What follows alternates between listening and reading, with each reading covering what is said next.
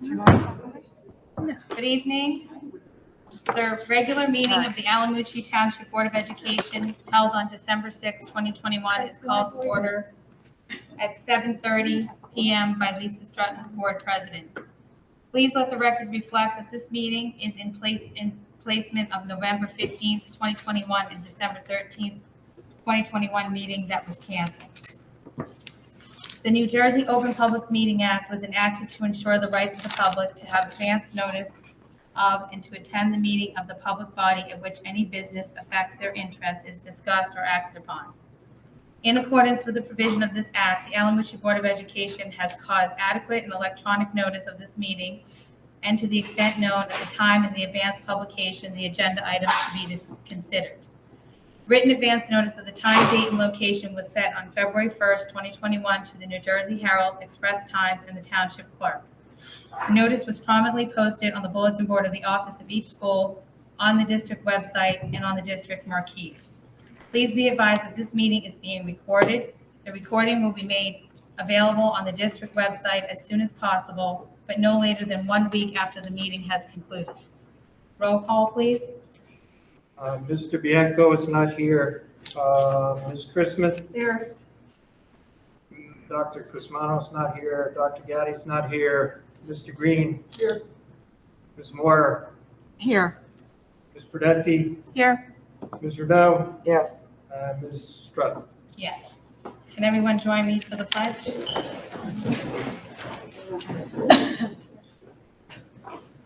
I pledge allegiance to the flag of the United States of America and to the republic for which it stands, one nation, under God, indivisible, with liberty and justice for all.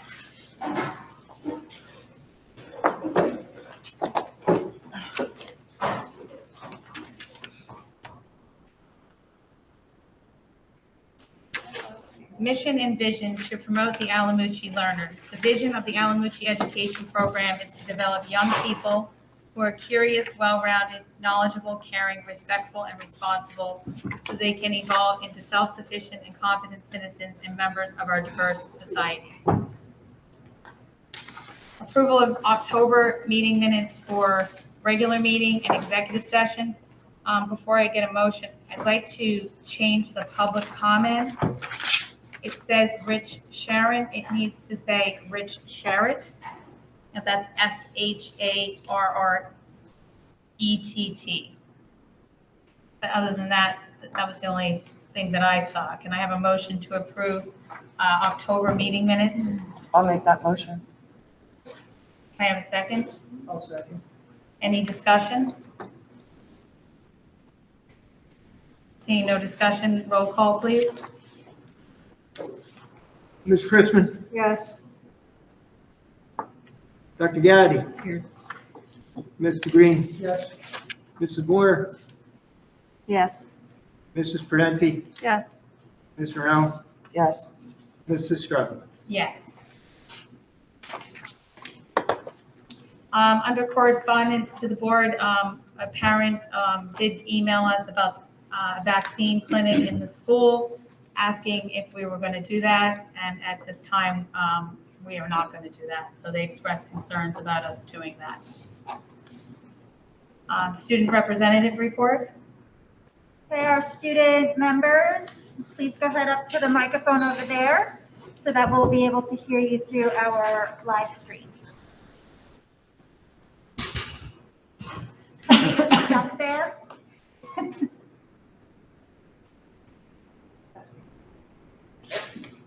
Hi, I'm Ronald Jatata. I'm in 8th grade and I'm student council president.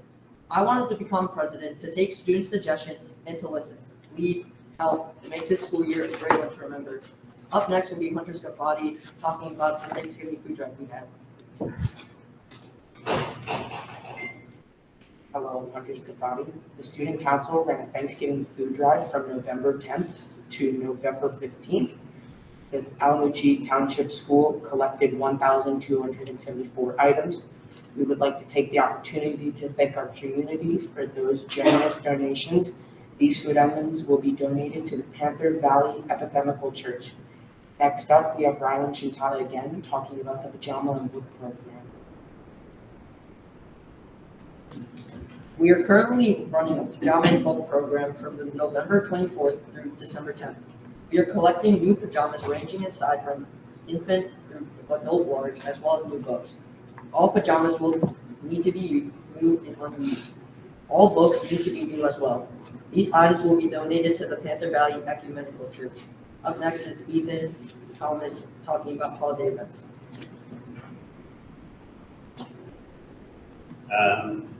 Middle school door decorating.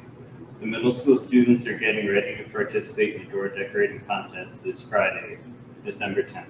They had a planning meeting last Friday, December 3rd. Winners will receive prizes sponsored by the student council. Pajama Day is this Friday, December 10th. This is the same day as door decorating. Ugly Sweater Day. We're sponsoring an Ugly Sweater Day on Friday, December 17th. The ugly sweater will be voted on and prizes will be given out. Next is Hunter's Quad with smelling pencils and smokes. We had a lot of success with our stencils, pens, and gel crayons fundraiser back in October. Gel crayons were something new that we tried this year, and they were a big hit. We are looking forward to our next fundraiser. Thank you for your time. Thank you. Thank you very much.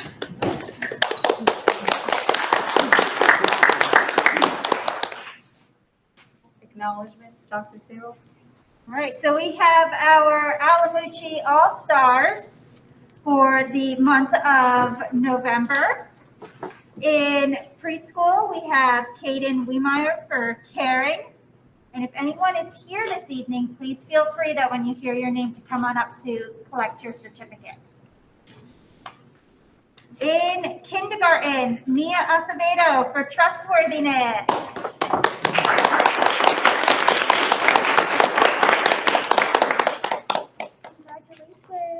Congratulations. Watch your step. In first grade, we have Sonia Narano for kindness. In second grade, Gabriella Barber for responsibility. In third grade, Chrislyn Asari for caring. In fourth grade, Reagan Hill for responsibility.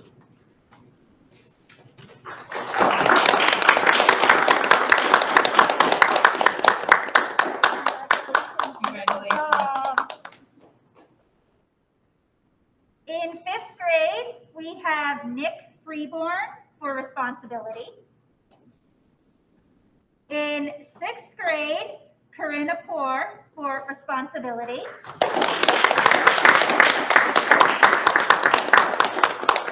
Congratulations, wonderful job. In seventh grade, we have Riley Bradica for respect. In eighth grade, we have Riley Fergali for caring.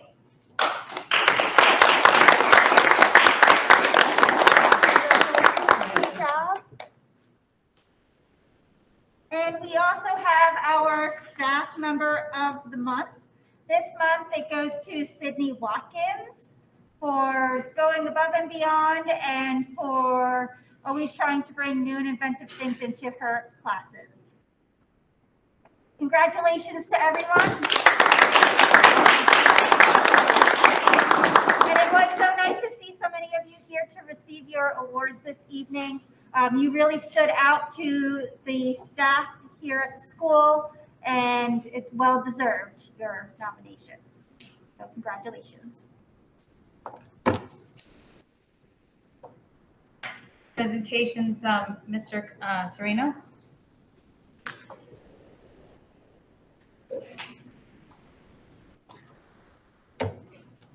Good evening. I'll be presenting on two topics tonight. I'm going to start with Rutherford Hall, just an update on some of the things we've been doing and have coming up. We've had a very eventful fall from our community voting program. We had a great turnout for our fall foliage days.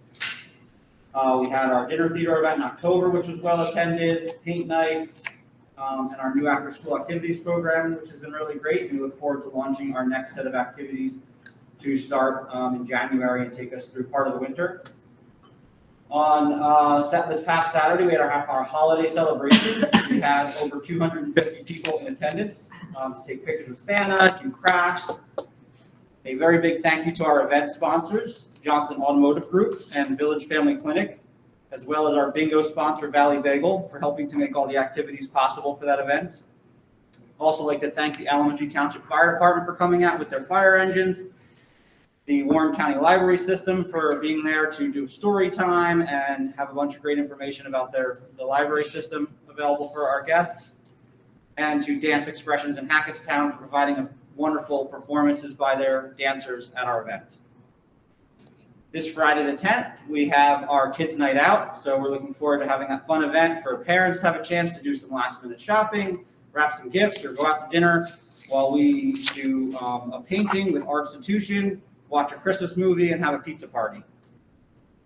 And this coming Saturday, Santa will be back for photos with your pets. So that'll be a lot of fun. Beautiful backdrop of this nicely decorated mansion for some pet photos with Santa. We're requesting a $10 donation for participants in that. And a Plus Style leash will be on hand to do free nail grinding and grooming as well. On Thursday, the 16th, we have an adult paint night. They're going to be painting wine glasses to look like snowmen. And we are going to be offering a virtual option for that paint night due to the request of some of the public. So you can either attend in person, or we'll have a kit available for you ahead of time so you can participate from home. And Friday the 17th is our next dinner theater. We're going to have a Christmas Carol put on by the Riddlesbrough Touring Theater Company, as well as a delicious meal prepared by Chef's Catering. And you can pick up tickets for any of these upcoming events at rutherfordhall.org. And on Saturday 18th, we're going to be open for tours from 11 to 2. So with the mansion decorated beautifully for the holidays, we just wanted to open up and give another chance on the weekend for people to come out for some tours. We had an amazing response on the Warren County History Trail on a weekend for people to come out. So we're looking forward to getting some more people out to see the beautiful property. I'd also like to give a very big thank you to our staff for working all these events and helping make them so successful, and to our volunteers from the Friends of Rutherford Hall. They've done a wonderful job being on hand as docents and giving tours to our guests, as well as doing an amazing job decorating the mansion for the holidays. Next, I'd like to talk to you about some of the things we're doing with sustainability. We applied last spring for a $10,000 grant for an educational waterfront project. We received that grant. So we'll be receiving that money to go to expand the dock and the waterfront area to make it more suitable for education, both on the land, for students to go down and be on the dock and do different STEM lessons, as well as making our boating program more functional with a larger space to provide services for both our students and the community and some of the other programs that we run down there. We'll also have Monday, we're launching our Family Veggie Challenge. This will be a photo challenge where families will have the opportunity to enter photos into a Google slideshow. Each family will have their own page, and they'll enter a photo for each day of the week. For each day that they enter, they'll be entered into a daily raffle prize.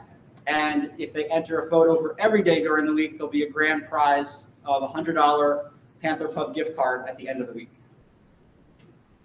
Our green team, we had a bunch of people express interest in the green team. We're going to be announcing and getting that list approved at the January Board of Ed meeting. And we look forward to doing a lot of great things with sustainability this year. We also applied for a $2,000 garden grant, and are looking to work with the township to kind of revamp, redo, and expand the current garden space at Rutherford Hall to not only service the community better, but to add a bunch of area for our students at Mountain Village School to start doing some gardening in line with their curriculum. And looking forward to, again, a great year. We've got there's a lot of great projects that we'd like to work on this year, and look forward to the community support and the Board of Ed support on all those ventures we do to help our school and township be more sustainable. Thank you, everyone. Thank you, Mr. Serrano. Thank you.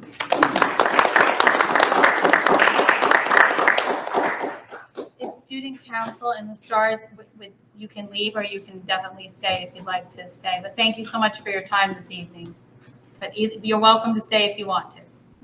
Thank you. You're welcome to leave. They won't be insulted. Thank you, guys.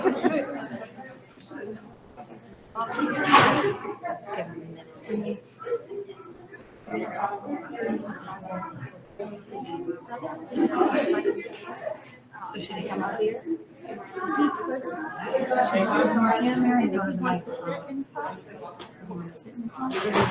We're comfortable. But he's not gonna be here. He would be, he can either stand at that microphone or come sit up over here. Either place.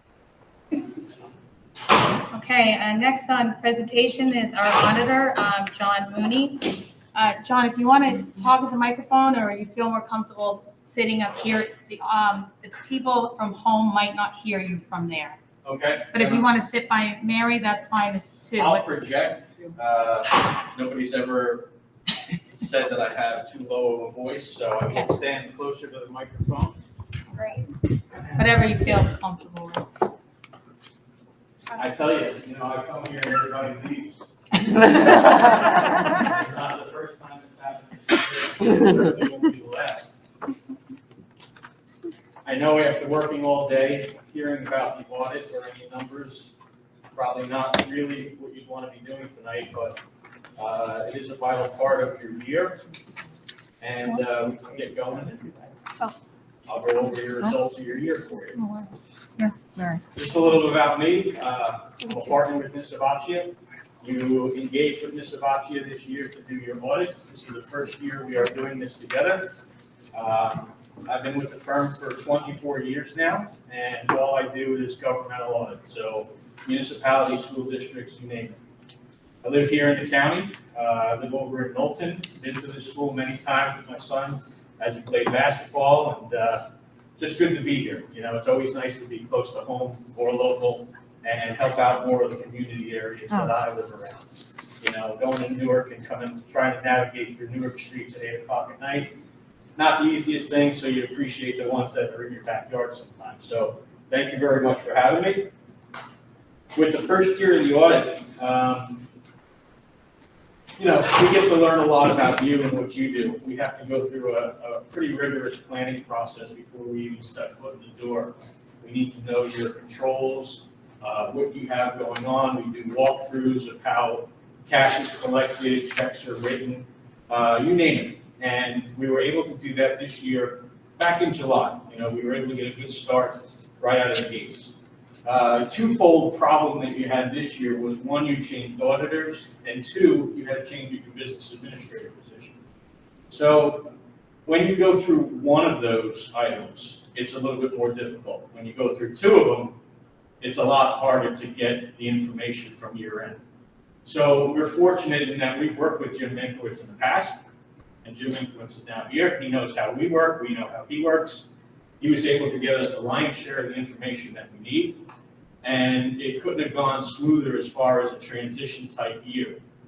So with that said, we are not able to issue the audit today. You will not be able to vote on it tonight. We have one item that's still out there that we're trying to nail down before we issue anything. Before I sign anything, I make sure I have a complete set of work papers. Right now, we're still waiting on one item to be clicked on. Okay, I'll get to that in a little bit. But you're not able to vote on it tonight or accept the audit tonight. It'll have to be at your next meeting. I anticipate having it all wrapped up by Wednesday this week. Once Wednesday comes, if I have your permission to go ahead and run the report, we'll send the report to our administration department. You'll have a PDF copy of it, which is a final copy, by Friday. The books, the hardcover books, will get delivered sometime early next week. That's my anticipated goal here. We currently, in this year, we have 88 school districts. So we load a lot of schools. We're fortunate we have a great admin team who can really crank out the jobs. It's been steady all year long. We anticipate having everything out with the exception of maybe 3 or 4 by the end of the year. So we're very fortunate in that regard. You will have an audit. Two questions that people on boards like to know when we come in. One is how did we end up the year? Where's our numbers? Where's our fund balance at? The other question that you have is what are our recommendations? I handed out 2 sheets that have both of those things on them, and they're not going to change. So when you get the audit, this is one of the pages in the audit. This will have the fund balance numbers just like this, and your recommendations will be on the other page, just like the other one. There may be another recommendation, we just don't know yet. That's what we're trying to iron out. How you ended the year, though, compared to last year, your overall surplus was down about $53,000. You have roughly $750,000 in surplus in total. Parts of that surplus are reserved for specific items. Other parts are things that you have no control over, like encumbrances. We'll get to that in a minute.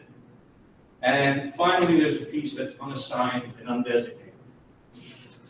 The reserve amounts are the ones that you put away money for subsequent years. You have capital reserve that makes up that $750,000 of about $200,000. You can use capital reserves for capital items. If there's something that's not budgeted for that you wish to have in your budget that's capital, you can always do a resolution to bring down this amount, move money into your budget, and either build something, repair something, or purchase something. So that's what capital reserves put aside for. That capital reserve could be a lot bigger. That goes up to your long-range facility plan, and the number is huge on that. So you could have literally millions of dollars in capital reserve. Right now, again, you're at $203,000 there. You also have a maintenance reserve that has $71,000 in it. And it's interesting because most school districts will replenish that throughout the course of the year. You took out $45,000 and put in the budget last year.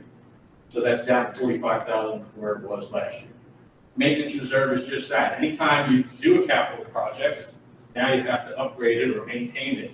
And that's where you're able to take the money out and use it. Now, one of the different things this year that took place was the state of New Jersey, and I love being on camera here and being filmed when I rail on the state of New Jersey. The state of New Jersey allows you to take your excess surplus up to 4%. Historically, it's been 2%. What that means is you're allowed to keep surplus up to the 2% level of expenditures.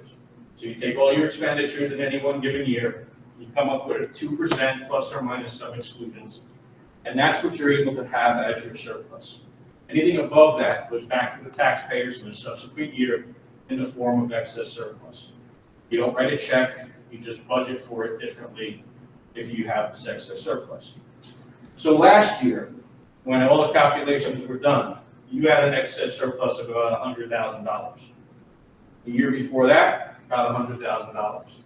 This year, you had no excess surplus. And it was one factor that really took that and got that down to nothing. Excess surplus is not such a bad thing. Again, this year you wouldn't have had it, even if you had a good year, a better year than you had, because it went up from 2% to 4%. So most districts that we see that had a little bit of excess surplus in years prior, because of that increase that allowed you to borrow your money, excess surplus went away. Your excess surplus went away not for that reason, but because you have a retro pay. And that retro pay created an accounts payable, and that took away from your surplus. You had a liability, your surplus comes down. That's exactly what happened. So you have no excess surplus with this year, which is not a bad thing because it went down 100,000, which overall isn't so bad. You did have encumbrances as well. Encumbrances are like payables in the fact that that's money put aside for purchases that were intended to be made during last year's budget. It's not like the plumber comes to your house and you owe them money, that's a payable. This is money that was earmarked for the plumber to come up to your house, you just haven't gotten the bill yet, but they did the work, they performed the work, there's no bill. So encumbrances are open orders left over at the end of the year. That's just a function of everyday, day-to-day work. That increased about 95,000 to 150,000 roughly. Your unemployment compensation, that's new this year. You'll see in the report, once you get the full report, that we had to do a restatement note. Every audit in New Jersey has a restatement note because we brought in payroll type issues and accounts into the general fund. So when we bring that in, and it was somewhere else last year, we had to restate balances. So every audit's got a restatement note in it, no matter what district you're in or who your auditors are. The unemployment compensation comes into the general fund this year, and you got roughly $6,700 in it. Some designated for subsequent year expenditures, that's money that you budgeted for that is going to be used in the future budget. And finally, it comes down to what you have left over. Now that all those pieces are accounted for, you have $180,000 left over as unassigned fund balance. I'm going to bring this down. It's a little warm to breathe through this, if you don't mind. Are we good? Yeah, I think we have to keep it on, right, Melissa? I guess. You can Yeah, take a you break can take now. a break. Can I go stand outside? I know, it's hard to talk in these masks. Okay. So I just don't want to miss anything. I want to make sure that we're all on the same page with everything. But that's where your surplus is. It could have been higher. You could have went up more with your fund balance. But this is what you have left over at the end of the day. Next year, the budget was not created by Jim Inkowitz. It was created by Jim Schlesinger. So we'll see how the budget plays out for 2022. When you look at that, I'm feeling more positive and optimistic that that unassigned fund balance number will go up next year because you're not dealing with that account payable.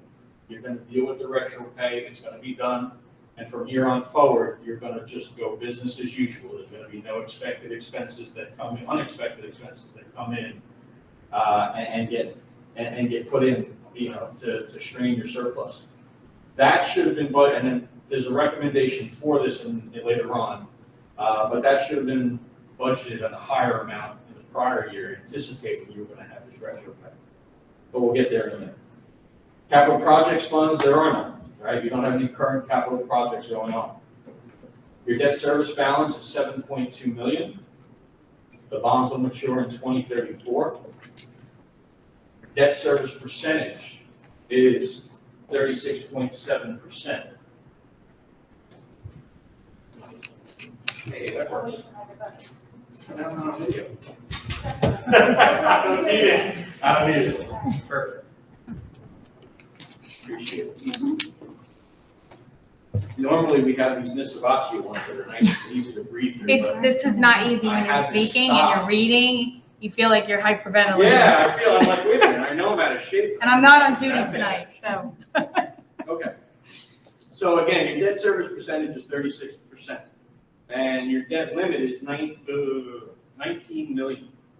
Okay, so I think it's 49 million, I got a typo in there. So you're at roughly 36%. So if you had to increase your debt service, you'd be able to do that. But the 36.7% is the right number there. A food service fund. Your food service fund balance increased $62,000 in the last year. A lot of this has to do with the seamless summer plan option. You're getting money in to cover your expenses from the feds and the state. So you're doing very good there. You're healthy. $149,000 is your surplus in food service.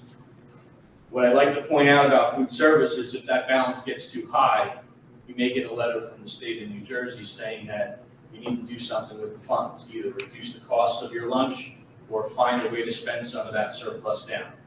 I don't think that they're really looking at it this year because there's a lot of districts that will exceed the 3 months. It has to be 3 months of operating expenses is what they look for as surplus in that account. So I don't think we're there yet. If you get a letter, it's not the end of the world. We'll just figure out what we want to do with it. Maybe you can upgrade some machines in there, or an oven, or the railing system, or the carts, or whatever you can do. There's also costs that you can assign there if you're not currently doing that already, and Jim and I will discuss those. The only other fund that you have, and it's a big one, is your Rutherford Hall Fund. Rutherford Hall is an enterprise fund, so it's meant to operate like a food service fund, because that's also an enterprise fund. And that's meant to operate more like a business type account.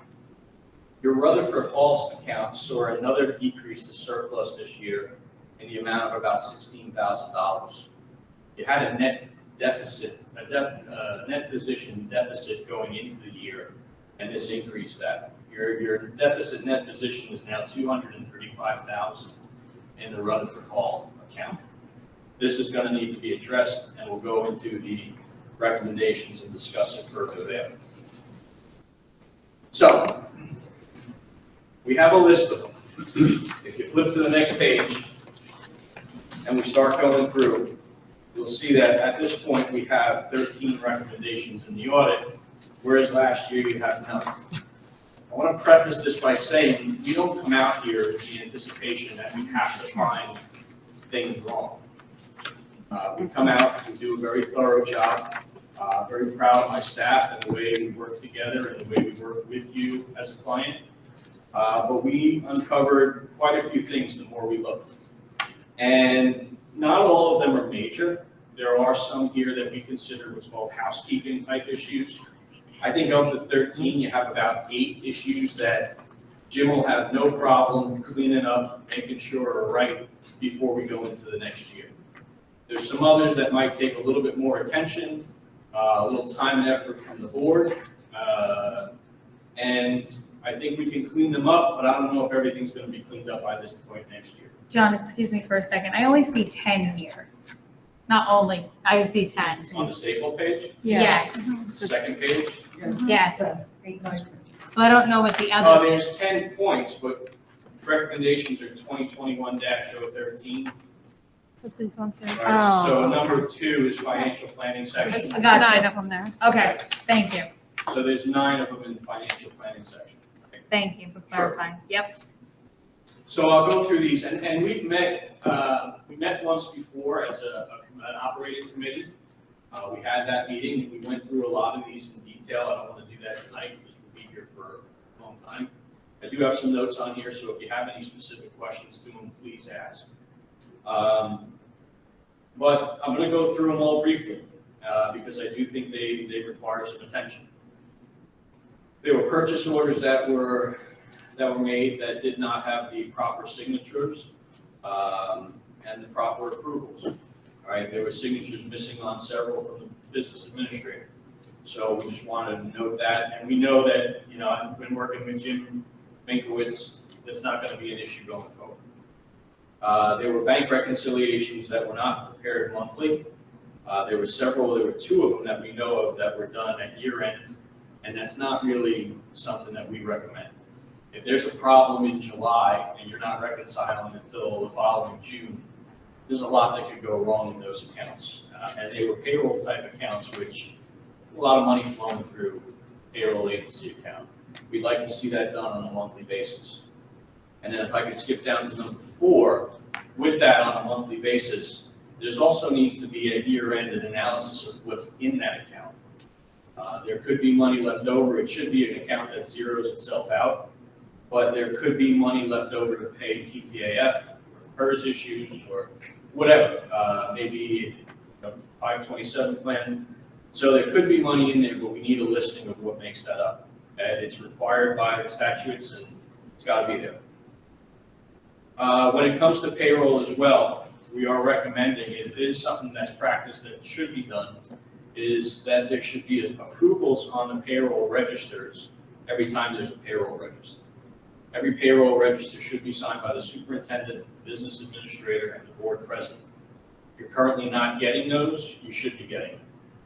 And what you're looking for in all this is just variations from last month to this month, or last pay period to this pay period. If payroll goes up suddenly $100,000, there should be a reason why, and that's the question that should be asked. We're not saying that you need to, you know, call out every couple of $1,000 issue that you might see, but the big ones where there's big fluctuations, you want to take a look into that. That's what your job as board president will be going forward. So we know that that one's going to be taken care of, and we're not going to see that. No, you're definitely not going to see that, John. Yeah, does the treasurer need to sign that as well? Because we're going to. No, it's required, the superintendent, board secretary, and board president. Okay.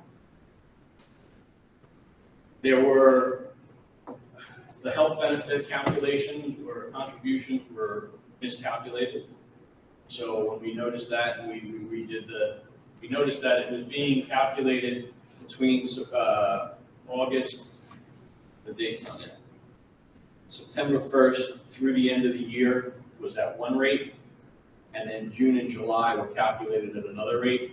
The following year's rate, they should all be calculated in 1 year at one rate, and that's it, even if you have to go back and adjust the calculation. So we'd like to see that done. We'd like to see a review of overtime. We're recommending that overtime timesheets and stipends are approved prior to paying them or giving out, paying the stipend. All stipends, any salary needs to be approved in the minutes by the board. If it's not approved, then you're making payments to people erroneously. Got to get those into the minutes. Now, appropriation transfers. Appropriation transfers are budget transfers. You know, they're made throughout the course of the year. Municipalities can only do it in the last 2 months of the year. School districts can do it at any time. So if there's something where Jim thinks he might overexpend a line item, it's okay. As long as it does the budget transfer to move money from a line that's not being used into that. The reason we have it in there is because the retro pay came in, and the retro pay overexpended several salary lines. So you can see in the report, there's going to be several negative numbers with that within the C1, where you have over expenditures because of this retro. That retro is an accounts payable and has to be charged off there.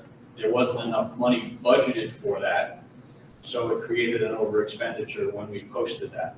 If it was before the end of the year, we could have made a journal or a budget transfer to move money from unused lines, but at that point, we were way past the end of the year. Your county superintendent would not have allowed that. Along the lines of the county superintendent, anything over 10%, any line item that gets has transfers over 10%, the county superintendent approval. We did not see that. We need to see that going forward. I think we'll come back to number 9 because that has to do with Rutherford Hall, and I don't know if you want to discuss that in greater detail going forward. Number 10 is your food service plan, food service fund, I'm sorry. And we'd like to see cash postings into the general ledger be done pretty timely. Right now, if I looked at your cash to your general ledger, there'd be a negative cash amount in the $241,000 when you actually have cash of $103,000. So there's like a $300,000 difference between what's being posted or it's not being posted on a timely basis. So right now it's showing that you have negative $241,000, but you're really the positive $103,000. Student activities. All expenses be charged to the proper lines in the account. There was one item that we saw, and we tested 50 overall for expenditures. 5 of them were for student activities. There was one student activity check that we didn't think should have been in student activity. Not going to go into the detail here, but we thought that was not a student activity type expense and should have been charged to the general fund. So greater care be taken with that. The following page is travel expenditures. When you have travel, those need to be approved prior. It has to have a prior approval before you pay them out, all right, or before they even submit them. You have to have prior approval for any travel-related expense. The next one's kind of a big one. We'd like to see done. This one might not be done by the end of the year, but we'd like you to consider it.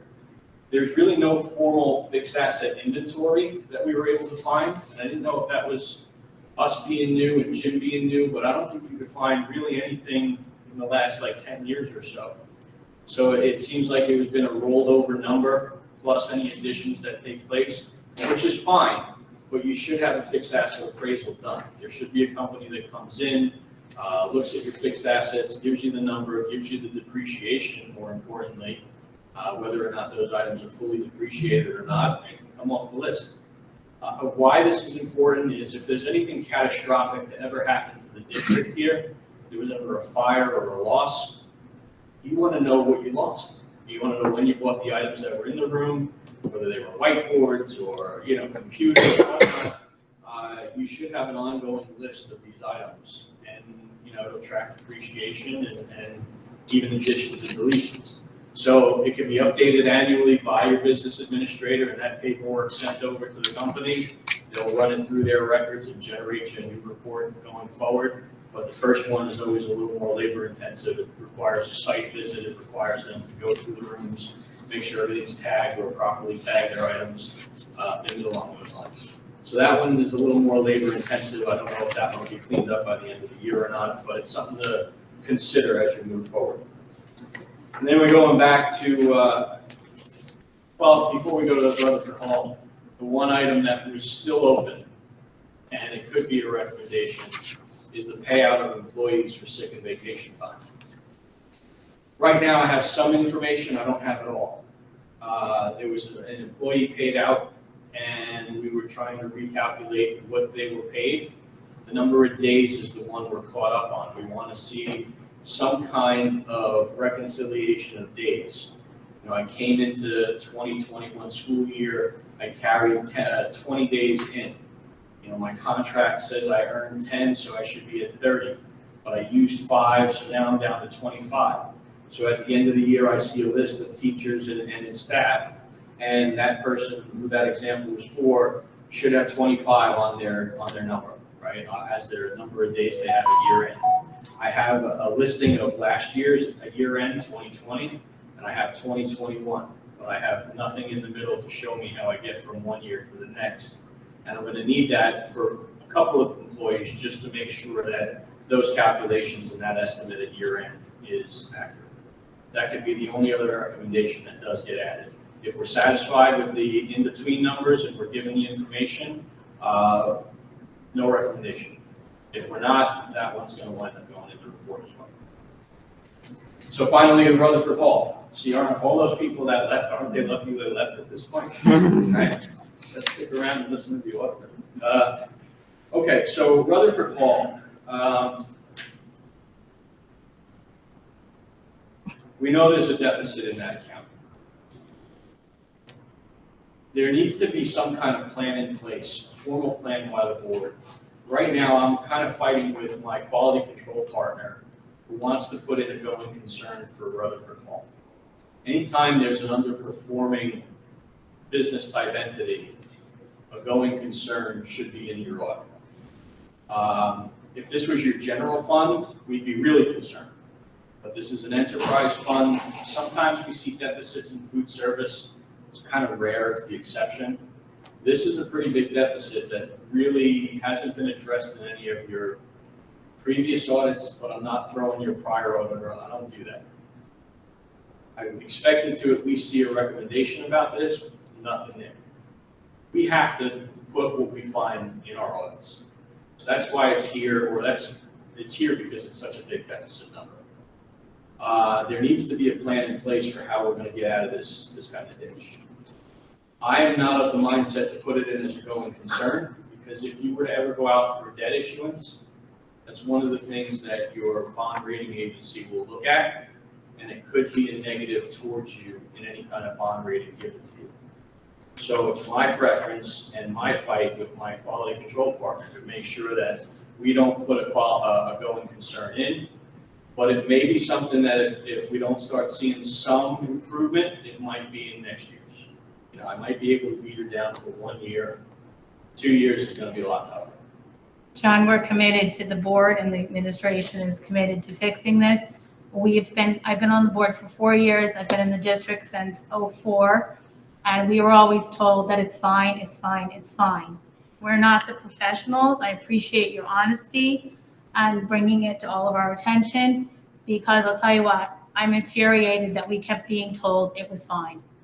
And I think I'm speaking for the board with this, and we are committed, and the administration is committed, and that's why you're here, and that's why some other people are not here, because we kept being told it's fine, it's fine, it's fine.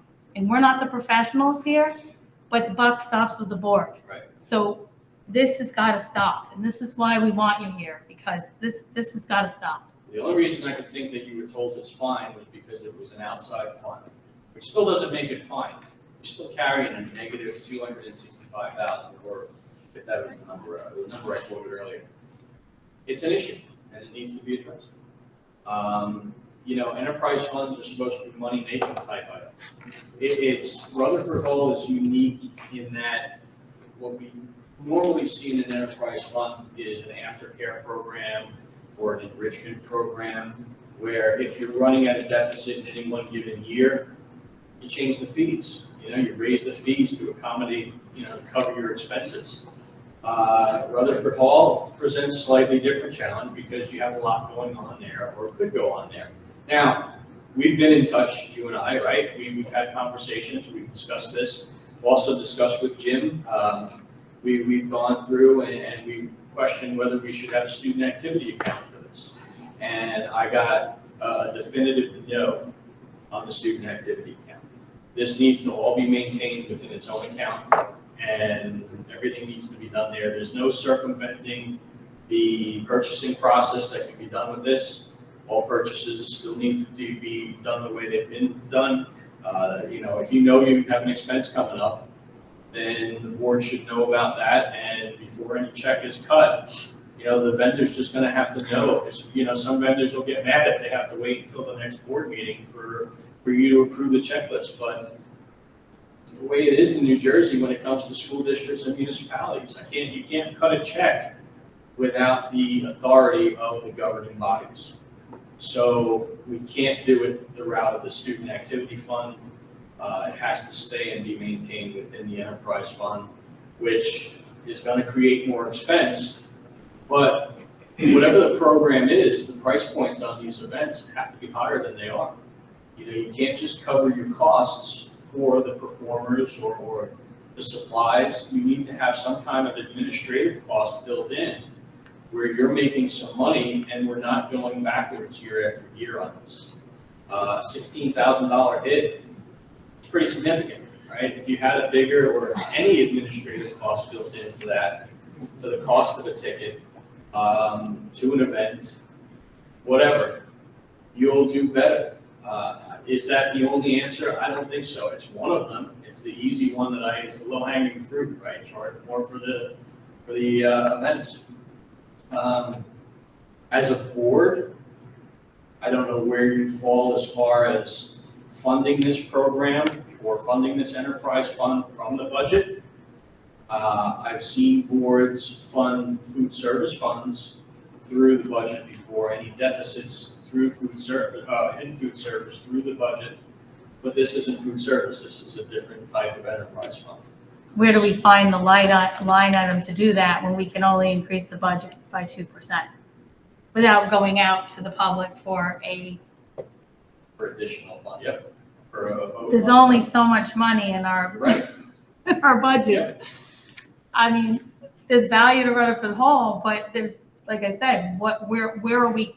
If we do that, you're cutting something else. And my bigger issue, and even Rutherford Hall will all agree, it's an issue. But my bigger issue is growing your own surplus. You know, you have $185,000 roughly, it could be more than that. So is funding a deficit in another fund out of your current or your general fund the way to go? I don't think that's the answer. I don't know. And, you know, just going back to that, I know if I'm the auditor, God willing, next year, this will be a 7-minute presentation tops, I promise. There's just a lot going on. That 4% that the state raised it to, that's only good for 2 years at this point. And it's not really affecting you. Next year it could, if you had a banner year in 2022, and fund balance just, for whatever reason, goes through the roof, you get more aid and you're able to charge things different places.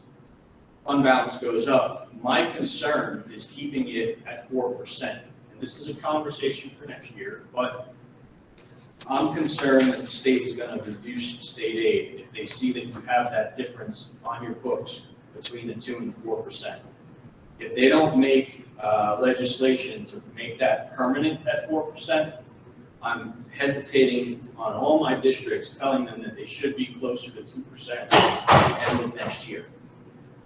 It's just something that I'm afraid they're going to say.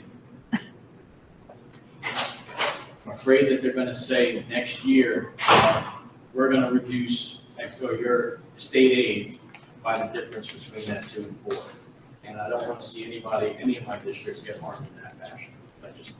We've seen them do it before with capital reserve. They reached in and took money out of capital. but we're not in that position where we're close to the 4%. So hopefully we'll have that talk next year and we'll figure out what levers to pull to make sure that you're not at 4%, but you're still very healthy.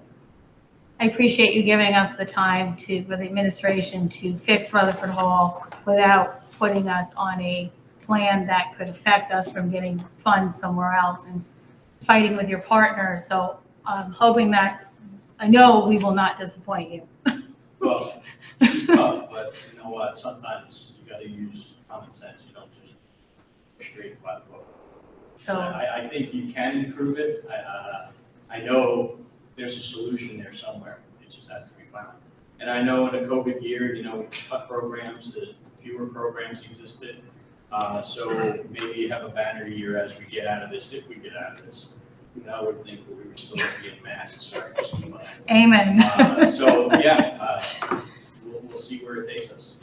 But my initial thing is I think there needs to be some kind of cost built in right off the bat to any event that goes on there, because you have to start making money to cover your deficit, and an administrative charge will go a long way with that. Anybody have any questions on the board for John? That's a lot of information. And I just wanted to mention from the public that this is not a reflection on Dr. Sable or Mr. Mitkowitz. This has been going on for a long time. And this is why, I'll be honest, this is why different people are sitting here. And I'm tired of some people from the public keep saying we're micromanaging. Well, obviously we're not, because when we have all these findings, this is a reflection on the past administration, but also the board, because the buck stops with the board. But I don't know about anybody else, but I'm really tired of people telling me I'm micromanaging when I see things going on that should not be going on. And this is not happening under our watch anymore. It's just not. So Well, why not put the operations of Rutherford Hall into the general fund? we just talked about that, but what line item are we using out of the budget? Like, who are we cutting for staff? Who are we cutting for programming for the You don't be cutting kids? Anybody, at the end of the day, as long as it's in the black and you're positive, your net position is positive. We own Rutherford Hall, so this negative number here, it's on paper, it doesn't mean anything, at least to me, because we own the building. And so this is fund accounting, and it's just a matter of, like, for example, this number of 200-some thousand, it could go up to $1 million and change, doesn't matter, right? Because at the end of the day, we're still in the black. Well, you can shake your head all you want. Am I wrong or right? Let me know. Well, it could go up, the sky's the limit, but That's what I'm saying. everything It's I've been the seen at limit this since point people have has been here, and negative. that's why we're in this mess. And it's never been addressed. But that's what I'm saying, we're trying to address it, but if you put the money from Rutherford Hall in the general fund, because I don't see this as a self-sustaining operation. Well, I can tell you this, the cash is commingled with the general fund, and we're okay with that. But you're looking at a negative $200,000 in cash. That's a strain on general fund as well. I'm not cutting No, programs, I'm not disputing that. cutting It's staff not a to fund strain. Rutherford It is Hall. a strain. What I'm saying is that 200,000, I don't think is just from this fiscal year. Oh, no, it's not. Right, and so. We already threw 150 at it. So we'd be in. 400. Over 400. But what I'm saying is, it's gonna keep increasing if we don't address it the It's right not way. gonna What I'm keep saying increasing. is that it's not self-sustaining. And we have to- Giovanni, I can assure you, it is not going to keep increasing. Because the committee and the administration, we can't allow it. I mean, John's telling us, he's not putting it in as he's giving us a year to like clean up our act here. And if we Going don't, concern, yeah. then he's gonna come in with the hammer and say, okay, what are you doing? But I'm not willing, I don't know where we're coming up with this money to go into our general budget when we barely have enough to budget to pay teachers and do things for students. I love Rutherford Hall, but I will tell you my position, I don't know anybody else's position, the school comes first. The kids come first, not Rutherford Hall. That's Well, just my but you- position. But the other Rutherford- problem, we own Giovanni, is Rutherford we Hall, really and don't so- have any surplus. Look, Rutherford Hall like costs a certain dollar amount, whatever that is for operations, right?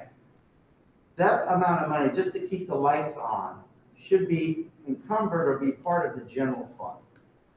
And I That is. understand It is? We pay, to mow the lawn, to put the lights on, to put the heat on, but anything extra up there there's only so much money in our budget. We have one pie, and you know as well as I do, more than anybody, if you give one section too much of the pie, there's not enough left for everybody else. So I don't know what everybody else feels, but everybody will know how I feel. The kids, the staff in this building comes before Rutherford Hall. If I had to choose, it's gonna be this building. Love Rutherford Hall. I support it, but we already don't have everything we need because of funding and everything else.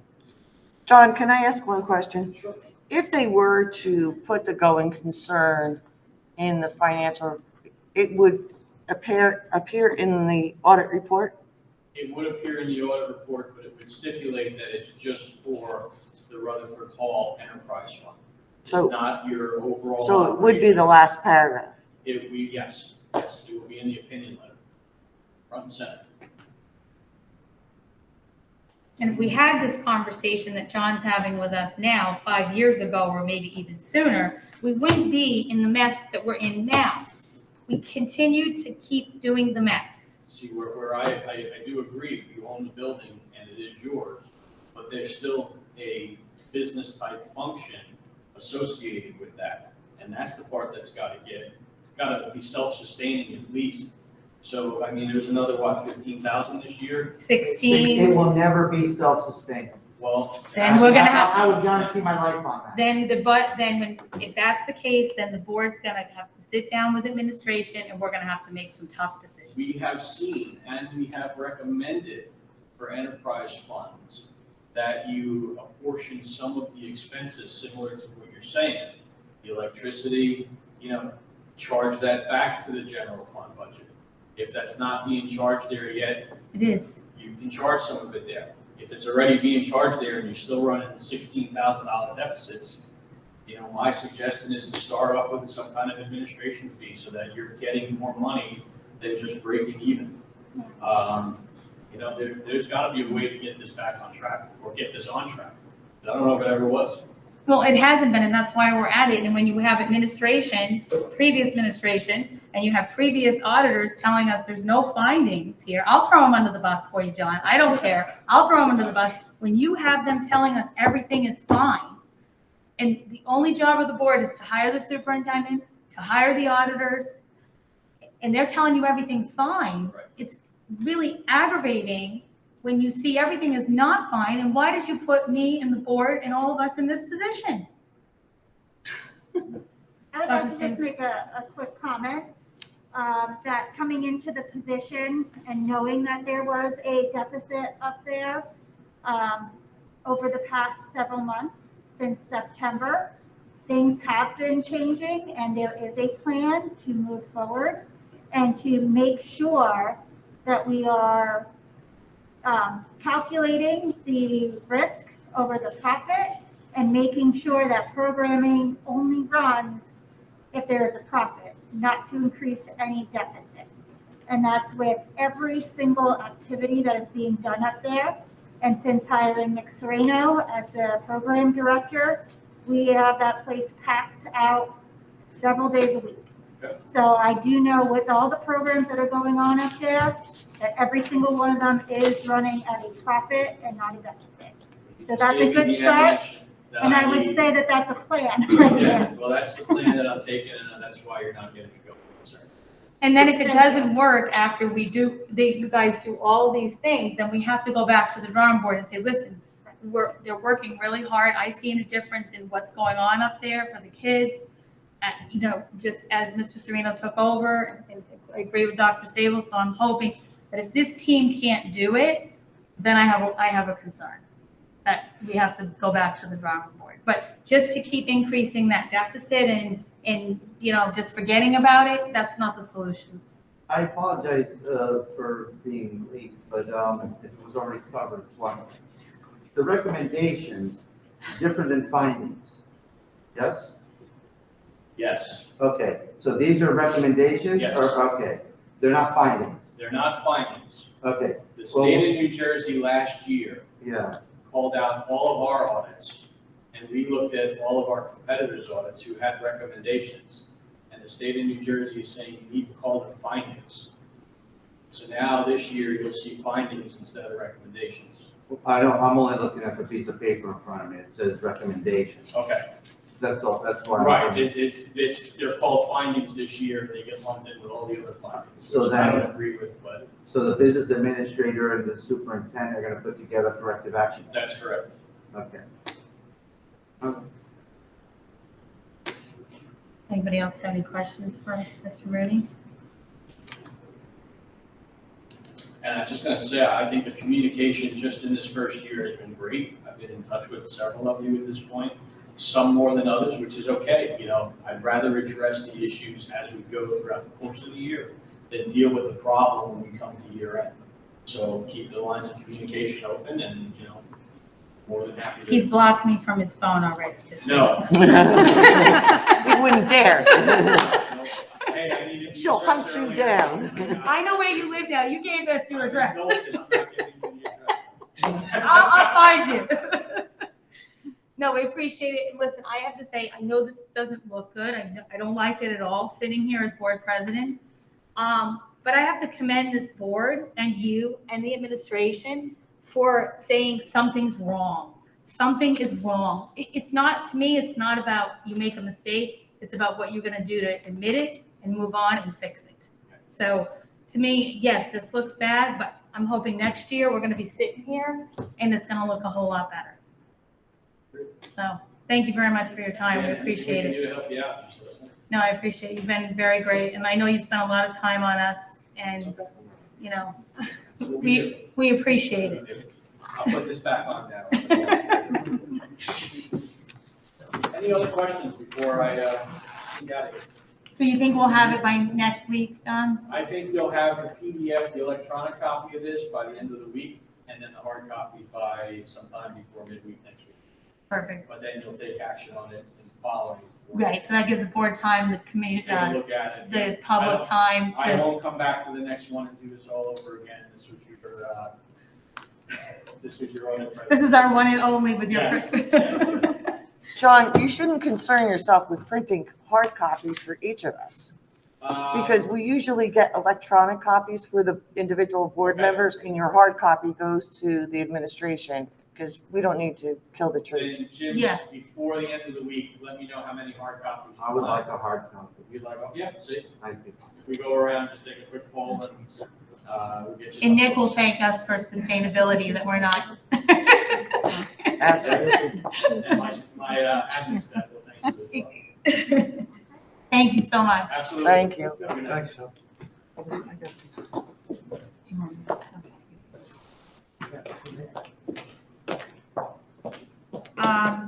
Moving on to the president's report. Mary, Mrs. Renaud and I attended through virtual the delegates meeting a few weekends ago. There was no resolution put in front of us to vote on. So normally, if people don't know what the delegates meeting is, it's a place where other boards do resolutions and each board member from each district goes in and votes on that resolution. Normally, we go down to Trenton. It's usually from 9 to 12. This year, of course, they didn't have it in person, so we attended online. Mary was a guest at the meeting for her academic credits, and I was there to vote on behalf of the board. But there was no resolution put in front of the board to vote on.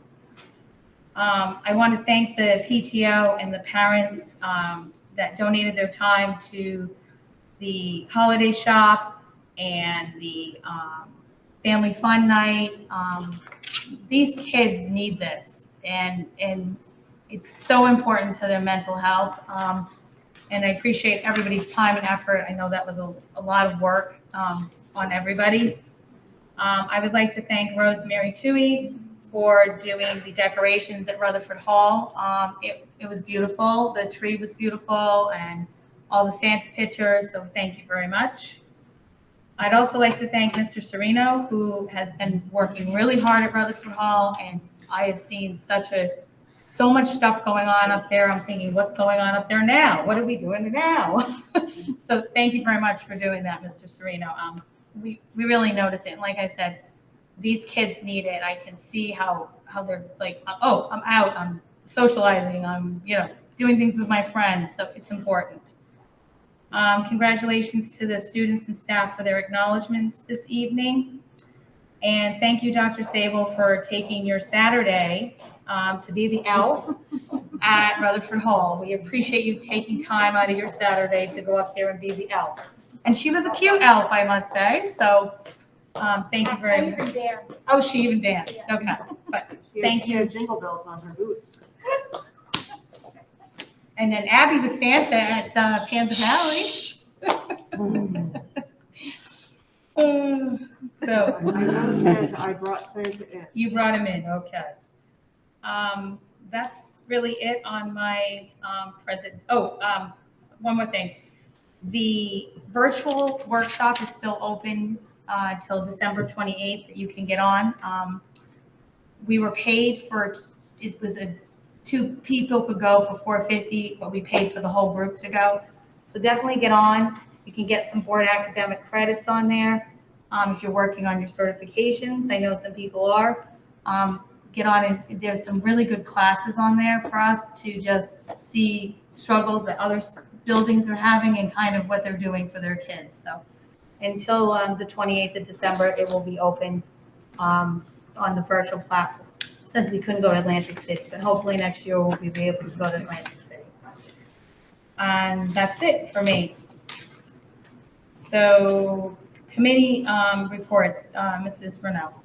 Yes. So on operations, on tonight's agenda, you'll see an MOA with New Jersey Department of Motor Vehicle. And what this does is gives us the ability to look up things like, titles, registrations, and that kind of stuff for our buses and our vehicles. There's also a purchase of the bus routing software, which will give us the ability to perform that work ourselves. And there's also an acknowledgement for the donation of a canoe by Betty Schulteis. Yes, thank you, Betty. That was very generous of her to donate it to us for our kids. Mrs. Moyers, Human Resources. You'll see on the agenda, there's a bunch of appointments that are up for approval.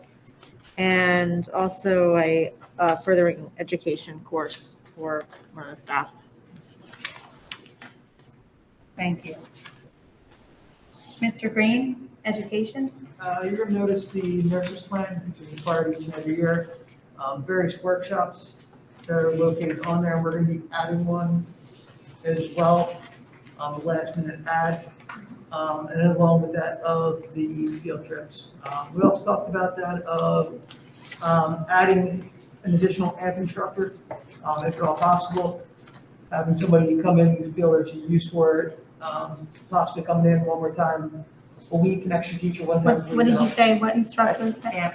Amp, okay. Yeah, sorry, it's after school, just an enrichment program that helping the kids get to where they need to be. They said there was probably about 20 students in need, I think was what the number was, give or take. So we figured one time per week, it'd be nice to be able to add one more teacher one time per week to help get the kids where they need to be. Perfect. Governance, Dr. Kuzmano. So we have the governance meeting, and you see that on the agenda, we have some second reading policies and then first reading policies. And then some policies, I don't know if it's abolishment, but there's some terminology just to get it informed and updated to current standards. And that's really pretty much it. Thank you. Mrs. Renaud or Ms. Cushman to report on the town council? Not much to report from a town council perspective, but I would like to congratulate Councilwoman Tilly on her election as our next mayor.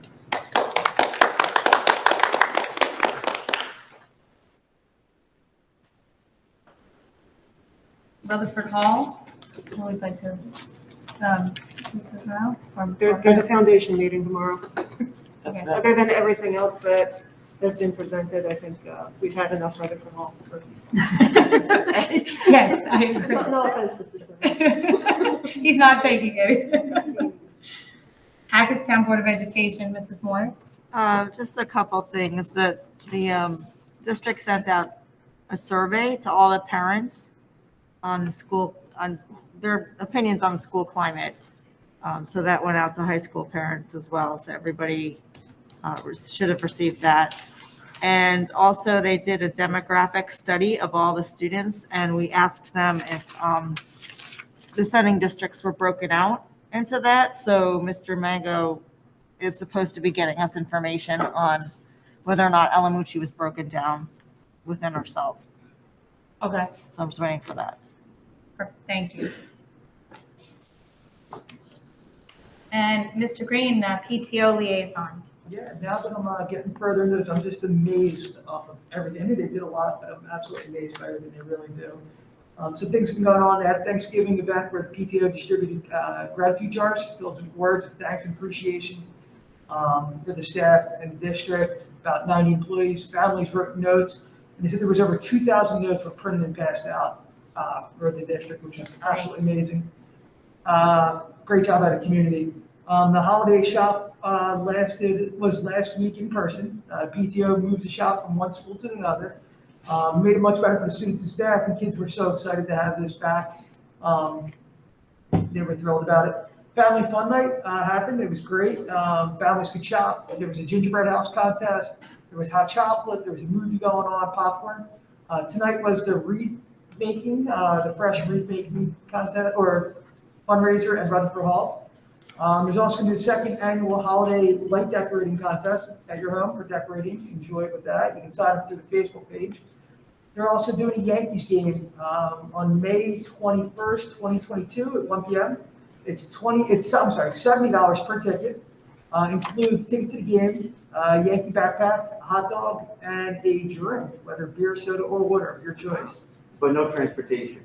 No transportation. Okay, that was the question. No transportation. For all these things, though, and anything else, please follow the Alamucci Township PTO on their Facebook page. Great job at that. Thank you. Great job. Dr. Sable? Okay, for my report, I'll start off with our HIB investigations. We had 2 investigations this month, and 2 were found to be HIB, so they were confirmed. Along with that, we had 2 out-of-school suspensions. I'd like to bring your attention to the enrollment by grade. There were some corrections made to the October numbers for the high school, and you can see that they are corrected and highlighted in yellow so that you can see that they were corrected.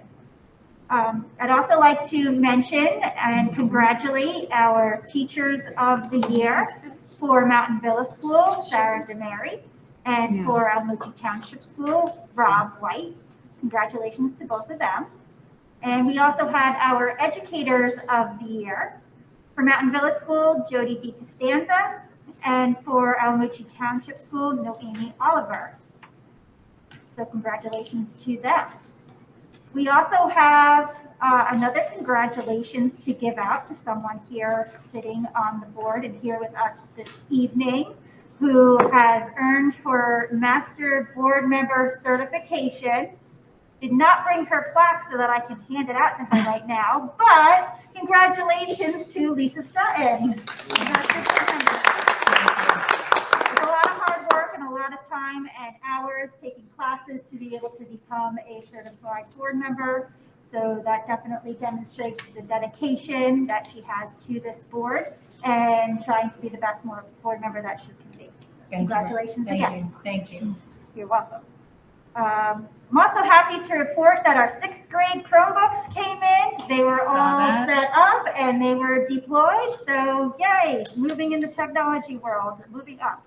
So that was excellent news. The downspouts over at Rutherford Hall are almost complete.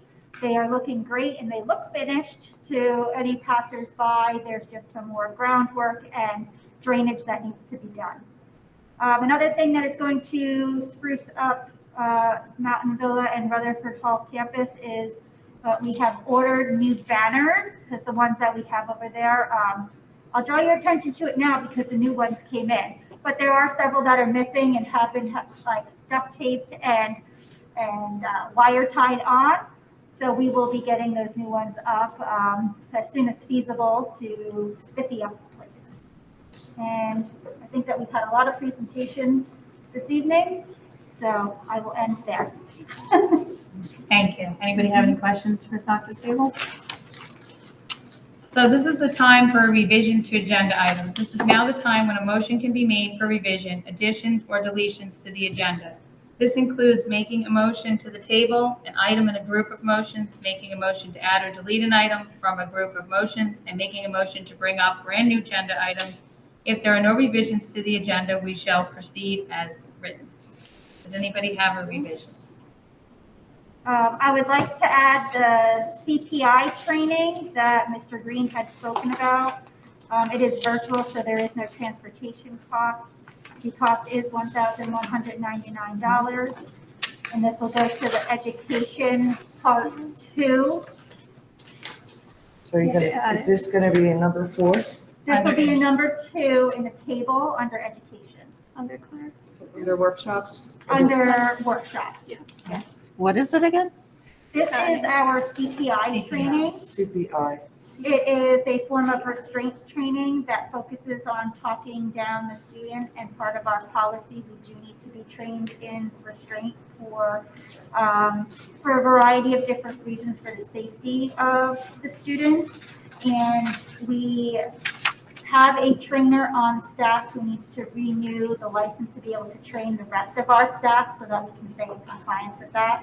And that's what this request is. So this is for the trainer itself, it's not Yeah, like a to become cost. the trainer. What's the cost again? $1,199. And then I have one more request of an addition. Under human resources, to be added as part 1H. We know that it is hard to come by substitutes. We did have someone who just got all the paperwork in that we've been waiting for in the certification. Her name is Margaret Sawfield. And I would like to make the recommendation that we put her on to be hired For sub? as a sub, yes. So that'll go under H. That'll be under H. Human Resources 1H. Is that a relative of Claire? I believe so. What was the name? Margaret Sawfield. Sawfield.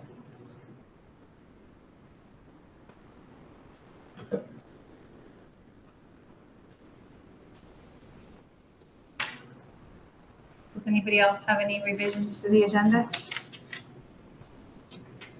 I just have one question. Okay. It's for under human resource. It's resolutions 1A through 1F. But this actually goes to G before adding So it's Sawfield. A, B, C, D, H. H. Right, but up here it says 1, Oh, That's- there's that correction up there in the top.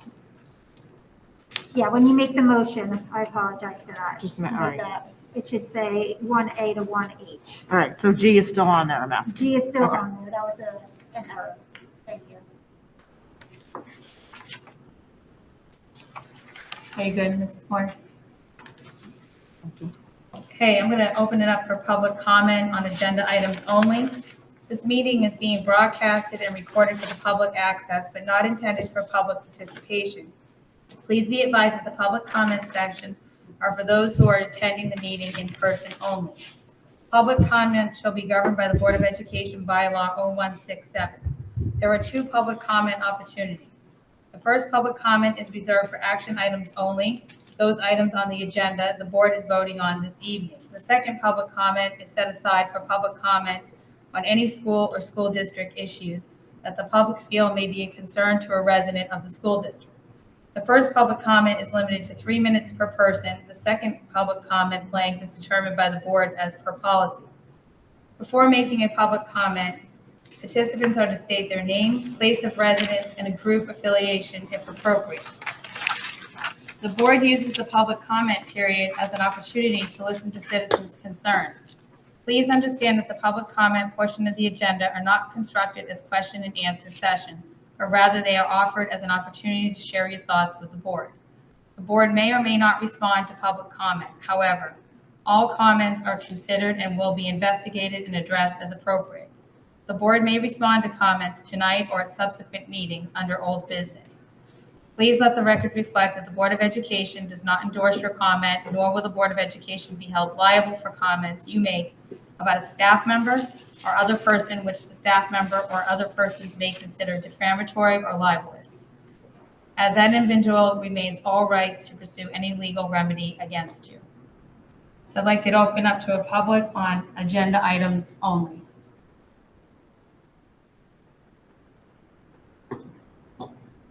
Nobody?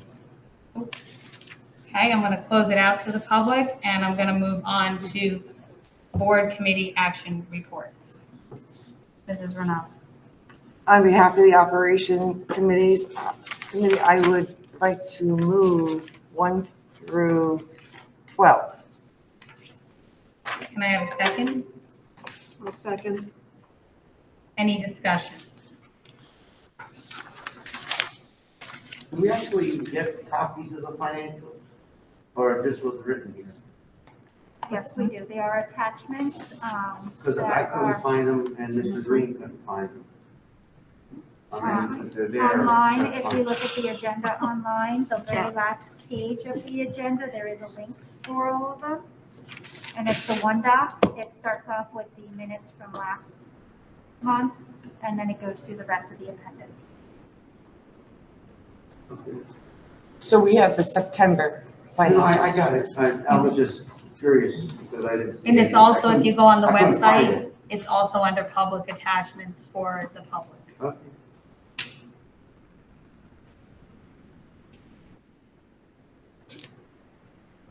Any other questions or I do comments? have a question regarding number 11.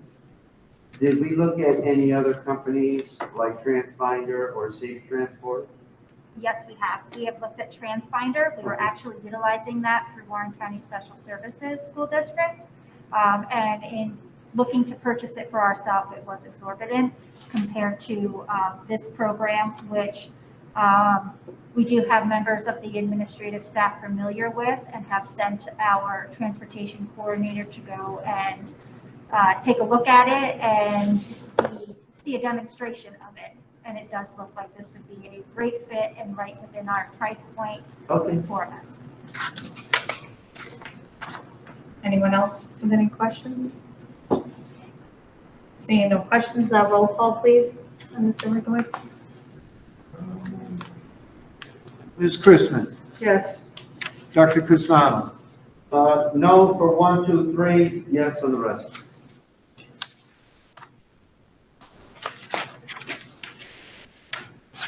Dr. Gaddy, Yes. Mr. Green, Yes. Mrs. Moore, Yes. Mrs. Prudetti, Yes. Ms. Renault, Yes. Mrs. Strutton, Yes. Moving on to human resources, Mrs. Moyer? Pursuant to the recommendation of the superintendent of schools and on behalf of the Human Resources Committee, I hereby move the following resolutions. 1A through H and 2. May I have a second, please? I'll I'll second. second that. Any discussion?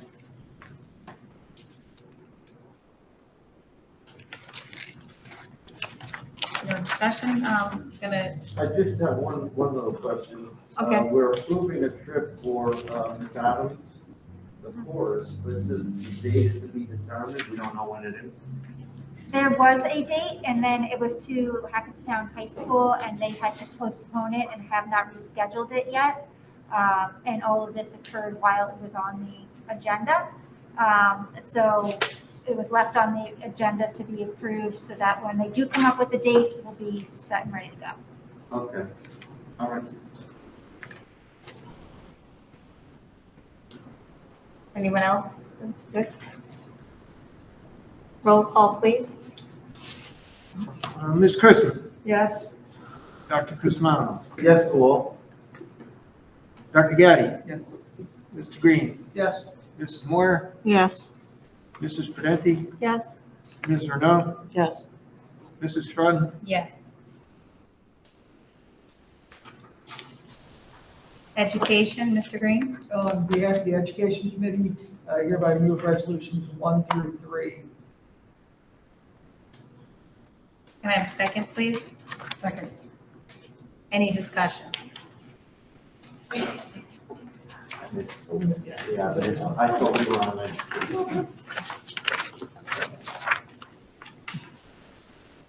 We got you, Dr. Guzman. No, wrong guy. Anybody have any comments?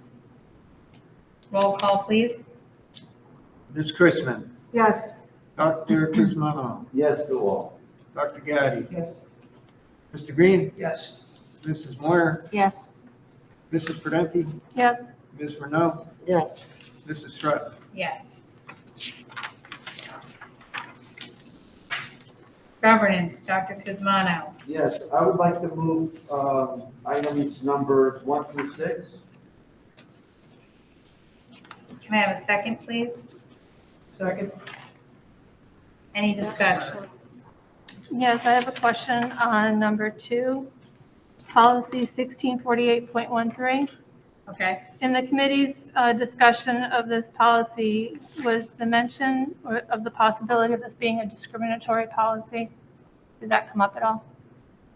I'll be honest with you, I don't remember that. I mean, to my recollection, I don't think it was brought up as discriminatory. I just think, if I'm not mistaken, this was the executive order 251, 253 from the governor that was required for us to pass, is my understanding. It's my understanding this is the one that requires that employees who are not vaccinated be tested on a weekly basis? Correct, yes. I have to do the same thing. I get tested every week. I understand that. Benita, I was at the meeting and it was never brought up at the meeting that I can recall. Do you Right. recall? It was not brought up for discrimination. Okay. It was brought up under the resolution.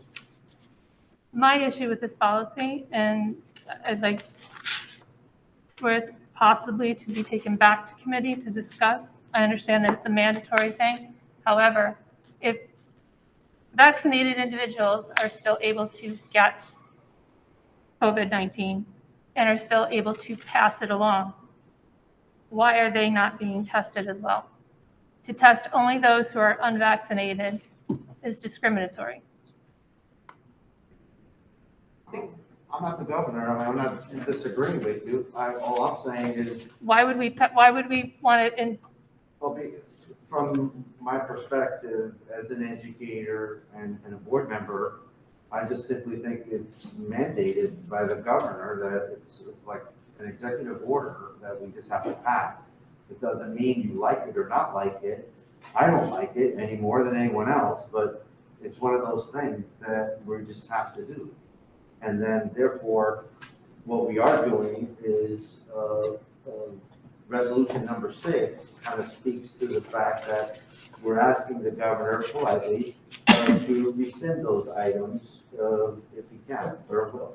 Well, perhaps we should discuss with our legal counsel the effects of passing this and approving this policy and then opening ourselves up to lawsuits For discrimination? for discrimination. But we I have no have to idea. pass it I'm based not on a the legal fact. person. When do we have to have this passed by? It doesn't have to be done tonight. I would have to look up the date for it to be passed. I do know that it was a recommended policy. I know that there has a mandate on it. I don't have the date for it. I do know that it cannot be included within our policies that are online until it is approved. But I think on the policy itself, it said when it was passed. I think one of the things we did discuss that was with the resolution, and I want to say thank you for everybody who was part of that, because it was a long drawn out process, was that we did talk about how reading through, it takes account for the diversity in this community of all the diverse opinions when it comes to this. this topic, and that we are all over the map as a community, and that we're recognizing that, and we are stating that we're, the last one, about how the governor and the inconsistency between school staff and other venues treating them, and we're recognizing that and establishing that. But that, I think as you read through the resolution, I do want to, again, thank everybody who's part of that process. There was some compromise amongst everybody, saying that, yes, as a community, we are all over the place, and we are recognizing the differences that many people do feel when it comes to this issue. But I think that also that we did state in the resolution that it does infringe upon the rights of individuals, parents, and children, okay, to make their own decisions. So I think that what we have to do here is we have to pass the mandate. We have to accept the mandate whether we like it or not. But the resolution is the way that the board effectively tells the governor that we don't like this. It's, well, it identifies that we're all over the place.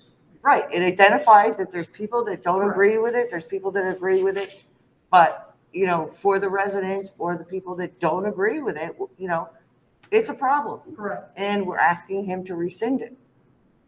But as far as the mandate goes in our policy, when there's the mandate, that's the law. We have to follow the law.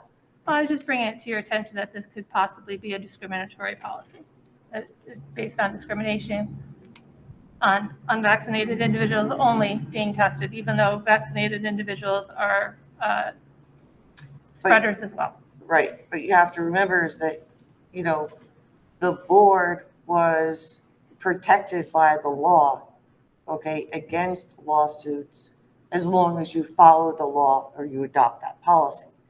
So when we had to mask up, when we have to do all that, we're indemnified by the state if you follow the law. Once you go outside the law, you're no longer protected.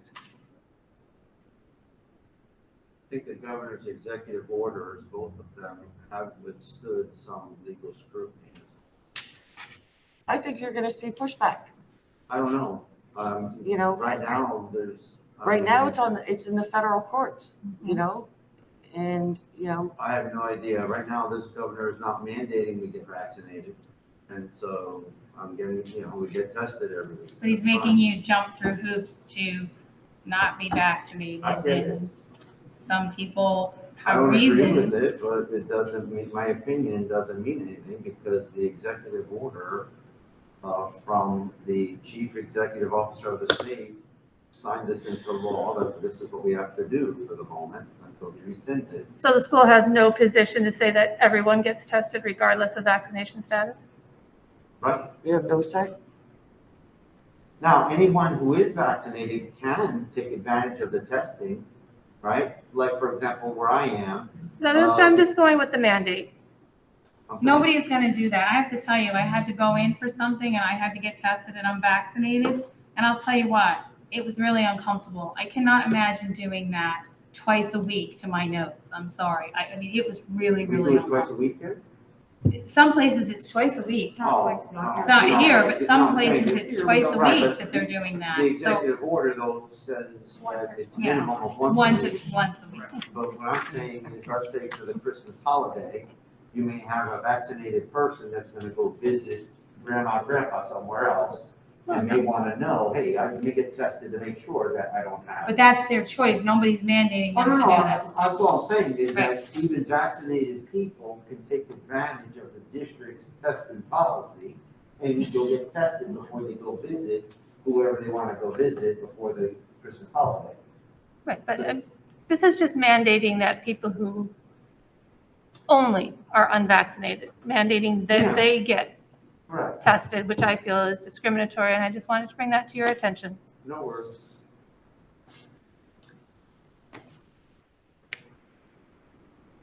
Anita, do you, anything else you wanted to? No? Anybody else wishing to? I don't want to belabor the point. I take issue with this resolution, and I've made my feelings known in prior meetings. I understand what you're trying to do. You're trying to walk a fine line, but I want to remind everybody that one, it's a law, But two, we are responsible for the health and safety of everybody that enters this building, be it students, staff, visitors, administrators. And even Mrs. Parenti just said, even if you're vaccinated, you can still spread it to other people. So I believe that this resolution, number 6, is short-sighted. But, you know, I don't know what the discussions were. I just wanted to put that on the record, my disagreements with this resolution. I have a question. If it works, why isn't it working? If what works? If all this works, why isn't it working? Well, I think one thing we can say, and we've talked about on the education committee level, not the mixed committees, is we've done a pretty good job in this district. Our bottom line is to keep the school open. And the transmission rate in our school, based off of what our nursing staff and our administration reported, has been very minimal here in school. Most of the things that are taking place are happening outside, and that's across the area and everything like that. So the measures that we are doing here in school, and we talk about this in our education, our number one goal is keep the building open. Keep our kids here in the building. We know education works best when kids are physically here in the building. We know that. And that's our number one goal. So a lot of the mediation that we're doing right now, as long as we know it's not ideal for everybody, but it's working. Well, that's your opinion that it's working. Well, but it is keeping, I mean, technically, it's keeping our building open. It But is. we don't have Numbers have data not to prove that. It's because of this. We don't. Right, I can say it, but what you can probably say that, and that's fine. But what we are doing right now is we are keeping the building open. And that's one thing that we do know for a fact, and that has been the major goal of our administration and our nursing staff. They said from time and time again is our number one concern is trying to keep this building open, keeping our students healthy, and keeping them in the school as much as possible. So how do you account for other states without the mandate that are doing it just as well, if not better, without the masks? I can talk about here in Alamucci, and I mean, Well, if That's we're the doing so problem great here. here in Alamucci and our transmission rate is so low, why aren't we fully open? If we can have 250 people packed into Rutherford Hall, we can't have 80 kids on a dance? what I understand, there's inconsistencies, I understand. I have an issue with Rutherford Hall, you know, it's a school property, but it's not a school event. Yes, there are inconsistencies across the board, but as long as people are in our school and in our school buildings for school activities, we have a responsibility to keep them safe. And I'm not going to debate the science with you. But that's important. But that's That's what it's all about.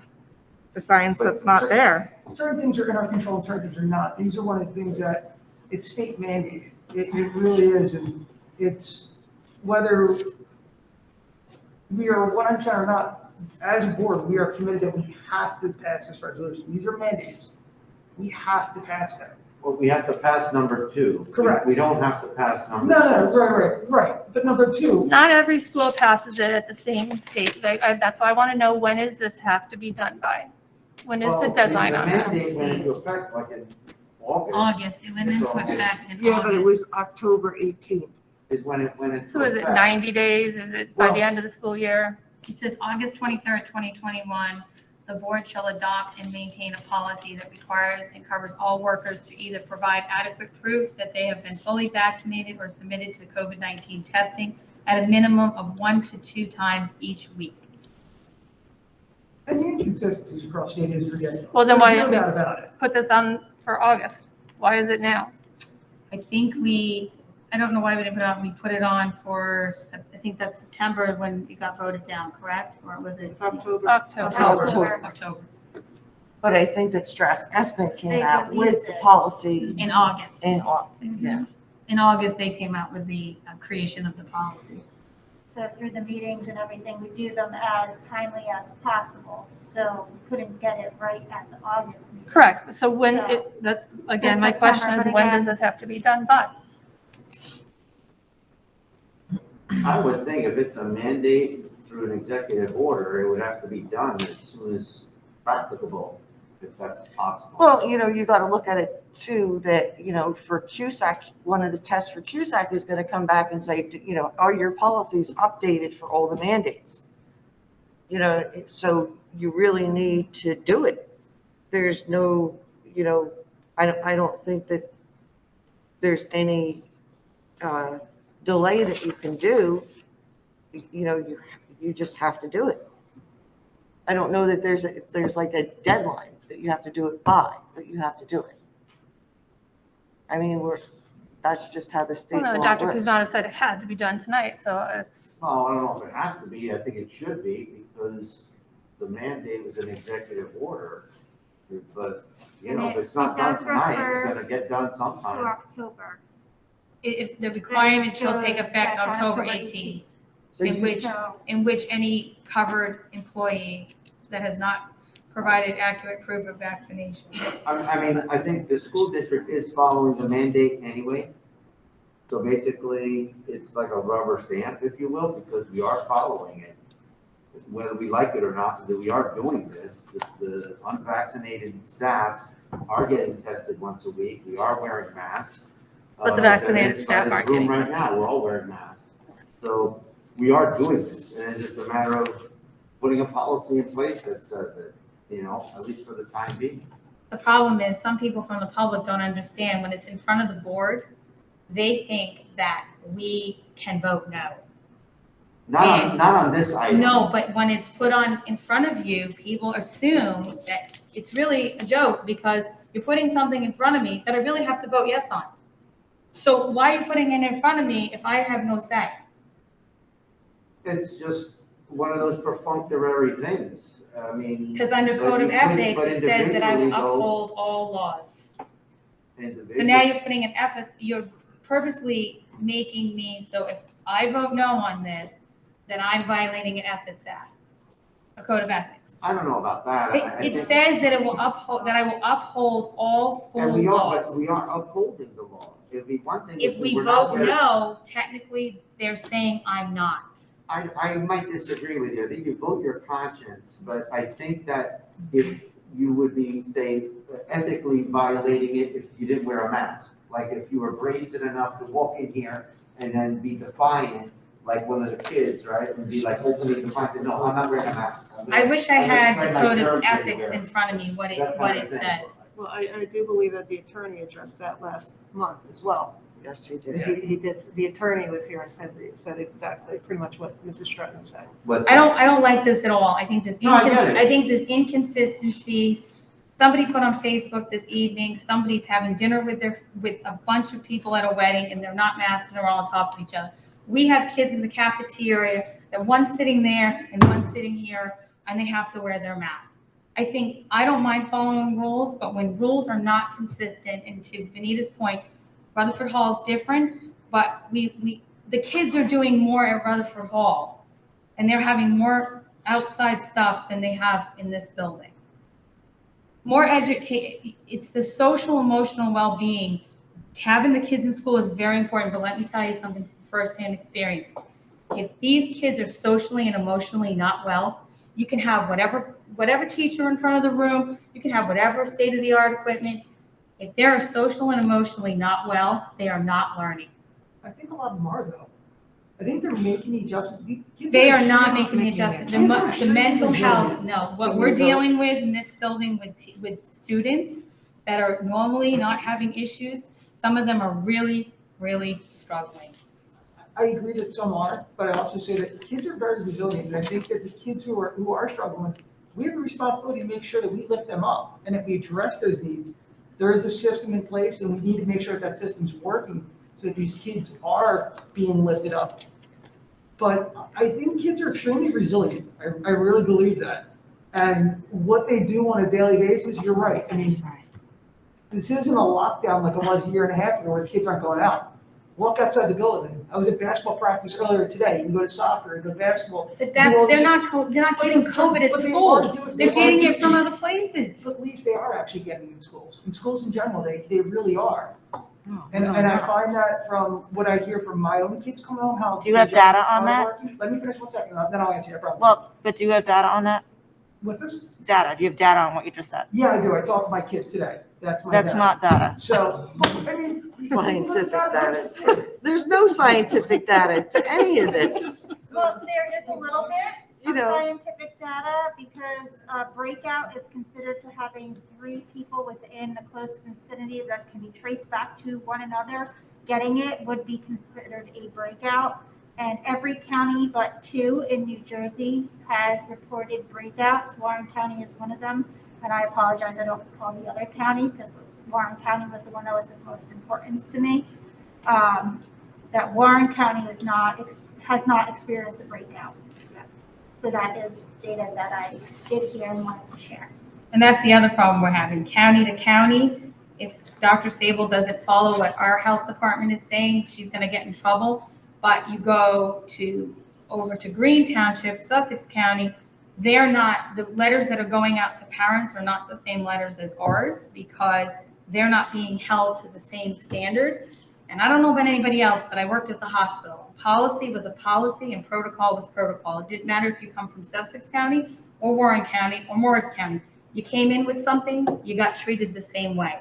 So that's the other thing. When people see other people doing things and we're not because she's got restrictions, it's frustrating. It's very, very frustrating.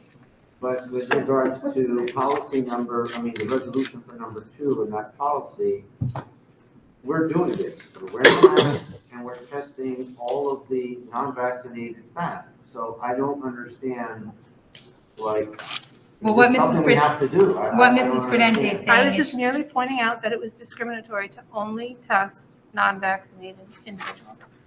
Probably. I mean, believe I that can't know you're that for correct sure, in but- that it is discriminatory. However, it does allow for an option where this state is not forcing all of our staff to be vaccinated to be able to continue to work. It does give them an out, which to me, to focus on it being discriminatory or giving them an out so they're not being forced to take the needle to be able to work here. Some people willingly choose to get the testing once a week. Do you have a big percentage? No. We have, with 90 employees and having about 10 that All right. need to test, and that includes, So roughly like 10%, 9%.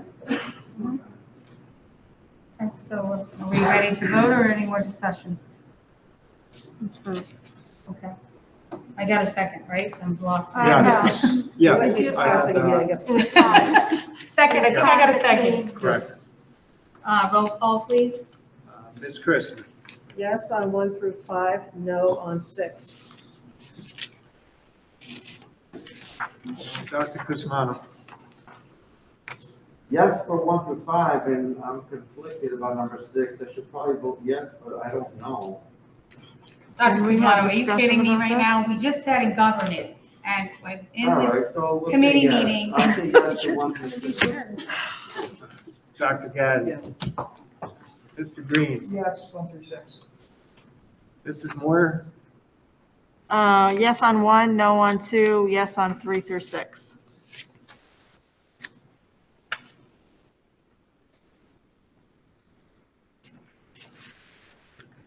Mrs. Prudenti? Yes on 1, no on 2, yes on 3 through 6. Ms. Renault? Yes on all. Mrs. Stratton? Yes to all. Motion carried. Old business, anybody have anything for old business?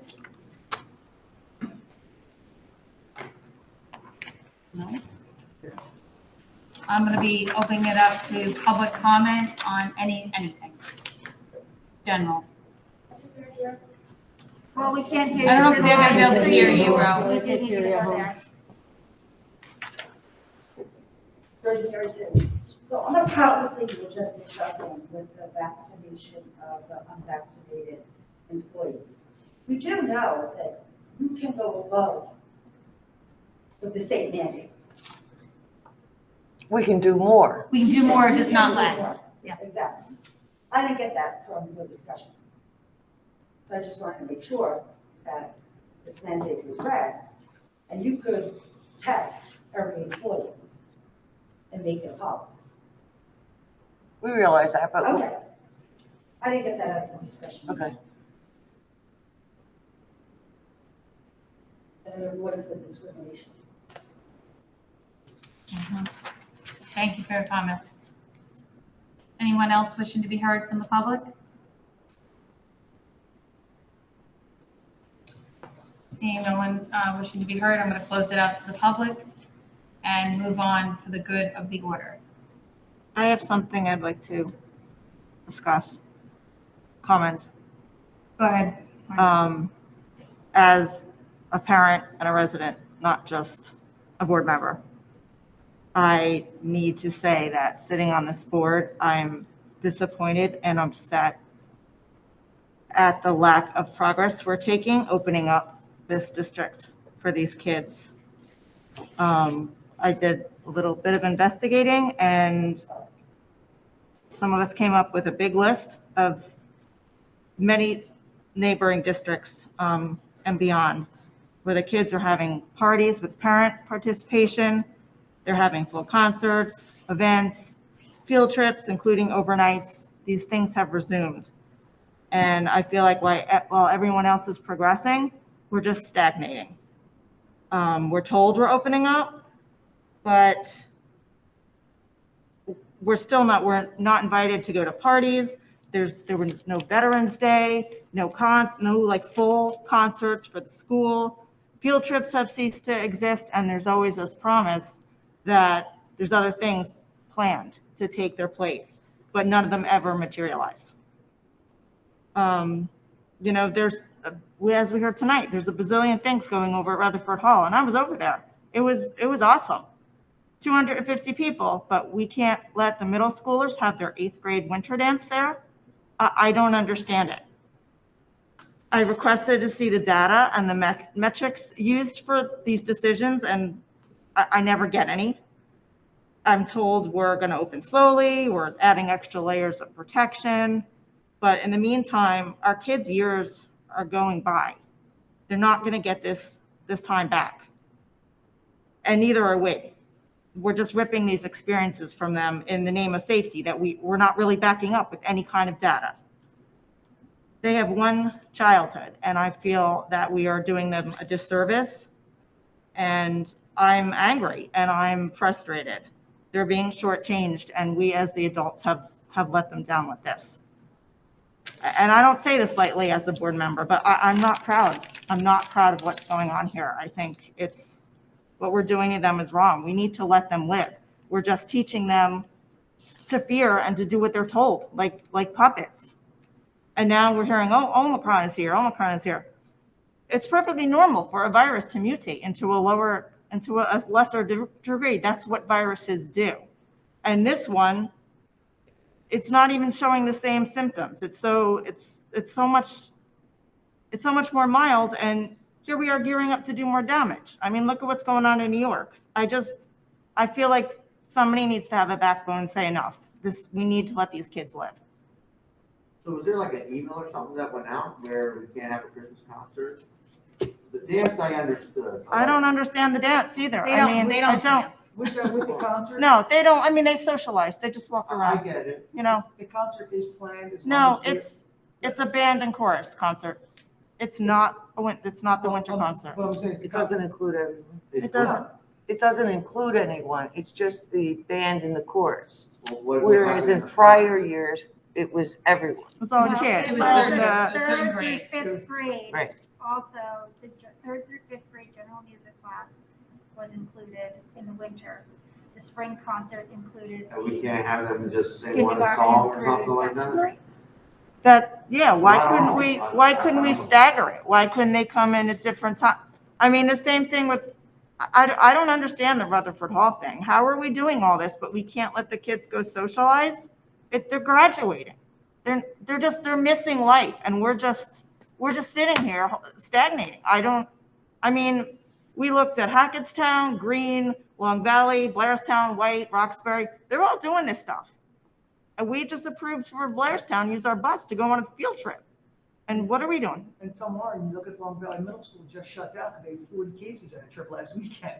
You're right. I'm from Long Valley, and I haven't heard that, so. I mean, but it's all.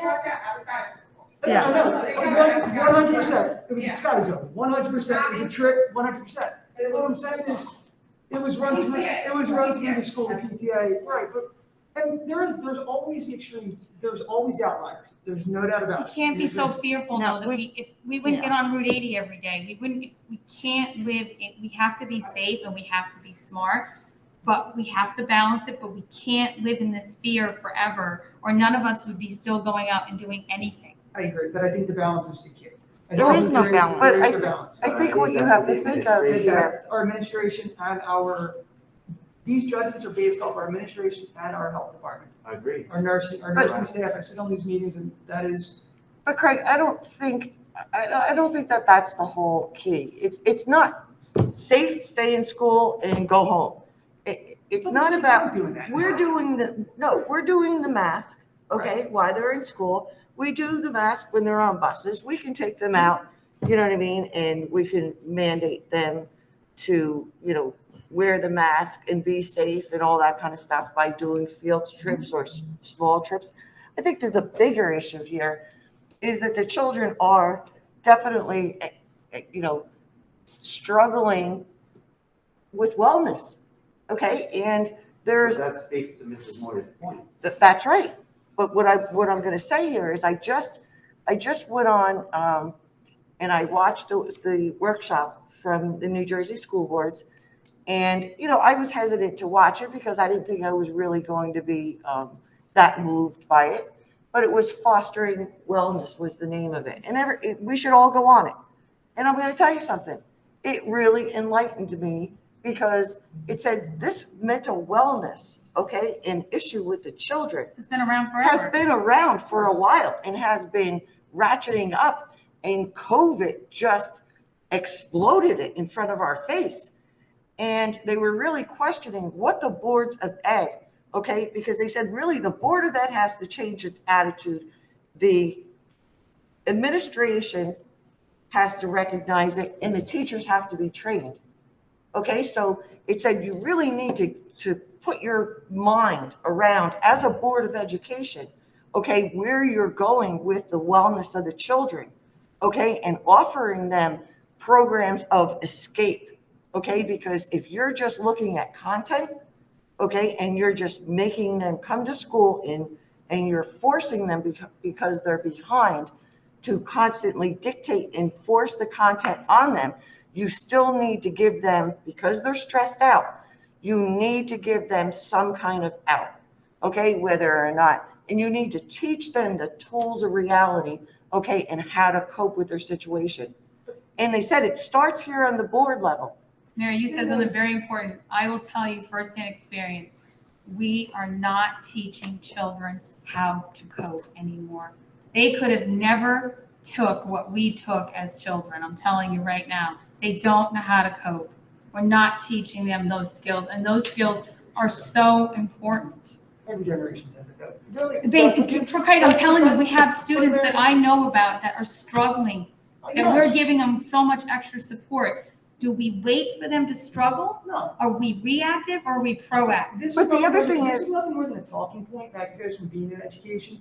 That whole thing is 2 years in the back. But wait a minute, Craig, they said it's going to come down and it's going to be mandated, just like the HIP. What's going to be mandated? Mental health? It should be. Yes. It It should already be. is. It already is. Right? It already is. It's And they already said in part of it. August, Murphy passed some of it. But this is going. But maybe But we the should rest of it's Well, coming. that's why we have, I know that in the past, people have complained that there's all these things that go on in October, but they are all surrounding mental health. They are the week of respect, the anti-bullying week. You have the anti-drug week. All of those fall into the realm of character ed and mental health. We have other character ed lessons. We have the monthly. We have updated we have our Alveus anti-bullying program, plus we have our character counts programming that goes into the classes, and this is to target the mental health of our students. And already the state is going to mandate it, but we are already doing it. That's right, because and we we've- are ahead of the and game even with the and making HIP. sure we're focusing on what the kids need. But even before the HIP, I mean, we adopted the Alamucci learner. Alamucci has always been ahead of the curve. Okay, and what I'm saying is we need to get ourselves focused, okay? Because it takes time and money. And they said, really, it's a 3-year process to even institute a program that's going to make a difference. And how you identify, and it's really the training of the staff. and it's the training of the kids, and it's developing a program that will meet their needs. And you're not gonna do it overnight. So can education look Well, I would into, also like to add that we do have the Second Step program that was approved probably about 3 years ago that we do utilize within all of our classes. And it does work on coping mechanisms, it works on conflict resolution, it works on discussions with one another, communicating with your peers, all and of that. who gets invited to that group? It happens within their homerooms. So basically though, what I understand is, will there be activities for, like social activities for the kids that will provide various enrichment, whether it's before school, after school, on a Saturday, I don't know. You know, I mean, there's nothing really preventing parents from getting together, right? And saying, hey, we're gonna all meet here and do this. Well, right, we do, but why aren't we doing these things? What are we No, doing? I don't know. I mean, we're mean, paying I would say great leave it on the advisors. Yeah, well, that's the administration. other thing. We're paying advisors for these things that aren't even happening. Well, I know health and safety would want to come first, so I would defer to the superintendent. But and again, the health it's not department. making sense when we're doing all these other things. Why are we not, I'm not why can't we disagreeing. take them I'm on a just field saying, trip? I Why can't they all meet in Rutherford Hall when we were all there the other day? So maybe we just need to have the superintendent look into the possibility of having some kind of then social activities for the various grade levels, I guess. I don't know. I don't know, I don't understand why we can't just resume what we, So field I trips, don't have a as in the problem. past, need to be brought to administration and to the board to be approved. They have not been told, no, they cannot do trips. why aren't they So bringing them then? That needs to go back to the individual grade level teachers to be able to look into what they want to do to support their curricular programming, to be able to plan those trips. But However, that's not our responsibility as the parents. That's the administration's responsibility to go and say, No, I'm hey, talking you about guys always do this trip. Are you guys gonna plan, like, what's going on? Why aren't we doing them? Because, I mean, we're paying them for these things. I think education's gotta seriously look at this. You know? Education's brought up, we brought up, with the start of COVID, saying school's been the same for the last 120 years. This is a great opportunity for us to start thinking outside the box and really if you really want to make a difference, Well, and this was brought up, and it really comes down to, nobody likes to hear, it comes down to finance. It comes down to dollars. That's That's the actually- bottom line. What about ESSER So- funds and CARES Act, and we're getting All that is these great. other All that things? is great. We are a small district with a little tiny budget who is putting everything together with duct tape right now, is the bottom line. And if we really want to rethink education, education's been the same for the last 100 and whatever years. We've been in a classroom, you can switch out laptops with books, but it's really changed. Okay, It has not all right. changed. So we've talked about really But why changing the whole is- philosophy. Why are we not talking about this anymore? I couldn't hear Right, you. what, okay, so can we bring this back? And so why aren't we doing our trips? Why are we doing our trips? We were told that there was gonna be other trips coming up. Why aren't we planning them? Why aren't we letting the kids have their social for the winter thing? Why aren't we letting parents come in for parties? Why aren't we having Veterans Day? Why aren't we having big concerts? Like, why aren't we doing these things? Because everybody around us is. And according to Craig, our transmission rate is very, very. Yes. I would say that we are working toward doing that. We have our teachers who are in charge of these certain things and are making plans. A lot of things are coming for the spring. But what are they? However, We need, I don't see anything They- happening. Well, because you need to be able to book the trips first before you figure out what they are. You need to get the dates secured. All of it is, that's how the teachers operate with what they So- want to do. They look to see what's open, they But look to what see are, what they want to be able to do, and then they are able to go ahead and bring it to the attention of the board to be able to. but when? It's already Well- almost January. So Dr. Sagan, I would you be understand that, and opposed? I also know that we did come off of a whole year where we weren't doing anything at all. So easing into everything is what we've been doing, slow and steady, bringing more and more. And I know that you don't want to hear me say that, but that is how I see that we are doing things and trying to do as much as we possibly can. But what? What are we doing more and more of? I don't see anything. You just keep telling me that, but I don't see In the beginning anything of the year, we concrete weren't happening. allowing parties at all. There was no parties, no sharing, no nothing. But Now other we are doing places them are within the having them. classes with the teacher, and they are doing their little celebrations. We are doing the Polar Express Day. They did have the volleyball tournament. We are doing other celebrations. They are having that movie day here at ATS where they are having a very nice lunch to go along with it. But that's because you won't take them out on a field trip. That's why they're doing it here. This one was planned that way, yes. Craig, I think if we can just have education look at it again and with administration and really make sure that that we are doing everything we can for mental health and bring it back to the board if we need to. Listen, like I said, we can invest in Chromebooks and I believe this because I've experienced it personally, that we can have all the state of the art in the room and all the best teachers in front of the room. If these kids are socially and emotionally not well, they shut down to everything. They don't come to school. They don't go to work. They don't go to college. I've seen it firsthand, and it's really upsetting as a parent and as a board I member. don't think the administration, though, is opposed, from what I'm hearing. If I'm wrong, please let me know, because I don't put words in anybody's mouth, but can we have, say, a Valentine's Day social? Or a dance or something, whatever you want to call it, I don't know. I could absolutely I talk mean, to the if the advisors to come up with administration and something teachers that we opposed can to something do. like that? But why couldn't we have the winter one? I mean, call it winter, I mean, Well, but Valentine's Day is still a winter. it's a big deal for them. Like, they all dress up and they're nice stuff, and they go over to Rutherford Hall and they take pictures, and like, it's their big middle school thing. Well, maybe we should bring it back then to HR and discuss the contracts or the job descriptions or responsibilities of these grade advisors and see if they are earning their stipends. Yeah. But maybe then we'll get a few more activities.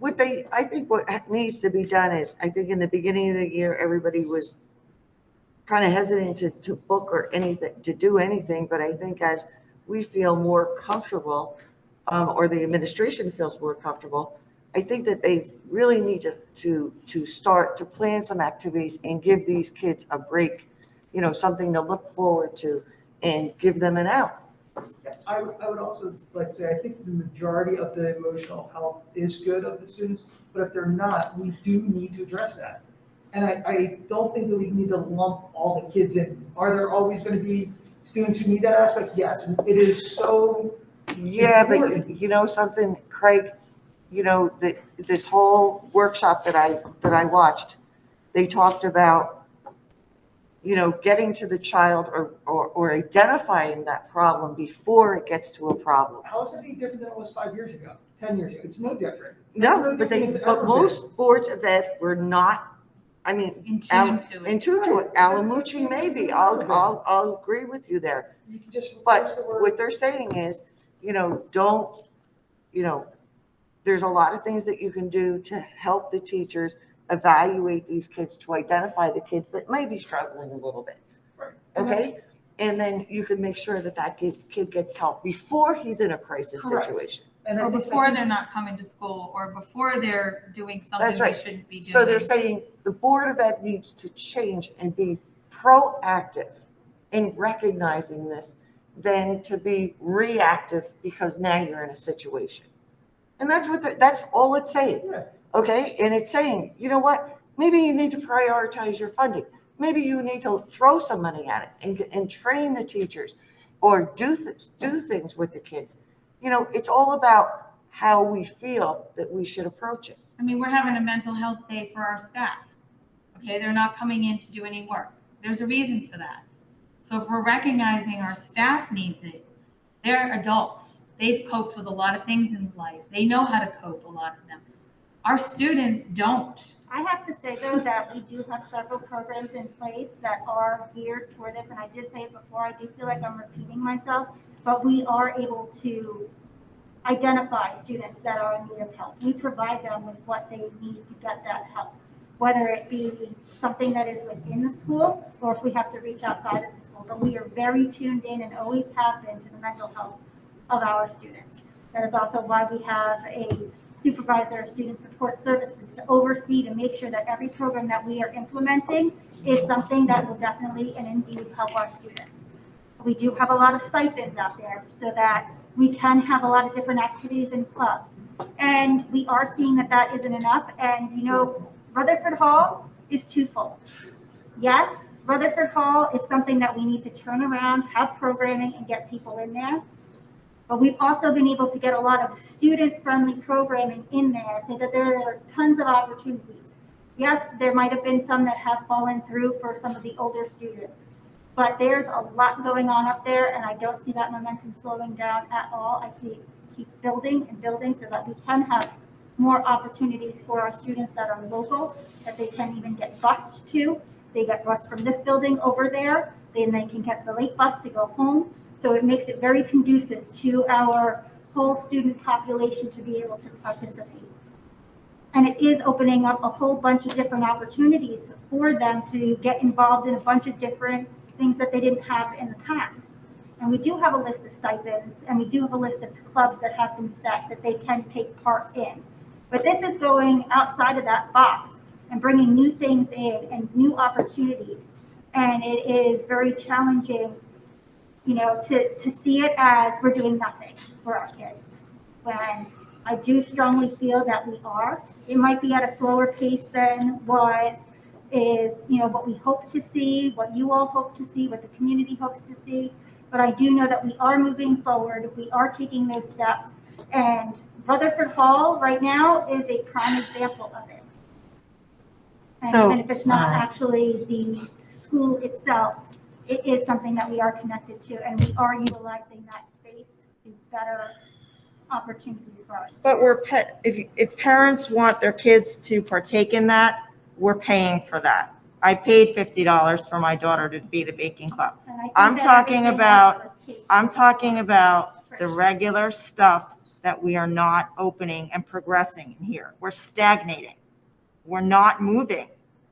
There's no way around it. We didn't have Veterans Day. We don't have the winter concert. We don't have the dance. We're doing no trips. That's the bottom line. The bottom line is we're not opening. We're stagnating. And it's not fair to these kids. We're failing them. What are we doing for them?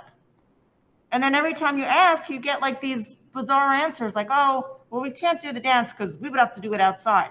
Why would we have to do the dance outside when we're doing everything else in Rutherford Hall? The things that fly around, they don't make sense anymore. And we have no plan. We just seem to be like sitting and waiting. There's no plan. When are we going to do the next trip? What are we doing for the 8th graders? Oh, I don't know. We're looking into things. Well, it's January. That's not going to work. So if you guys can take it back to education and the administration can take it back to the teachers and try to come up with a plan. And even if we have a plan, I know people are hesitant. It's September. They don't want to basically do all this work and it gets canceled. But unfortunately, that's what we're at. We need to just move on, approve things. And of course, if we have to cancel it due to something outside that we don't foresee, but not to have it planned and on the agenda to try to see what we can do. And as Dr. Sable said, it takes a lot of planning. So you can't start planning something that's going to happen in March or April. You can't start planning it in January. Sometimes it takes 3 or 4 months for them to get secured. But I would hope that they start looking into things, planning things, and not stop things and say, well, we better not plan that because what happens if we can't do it in April or June?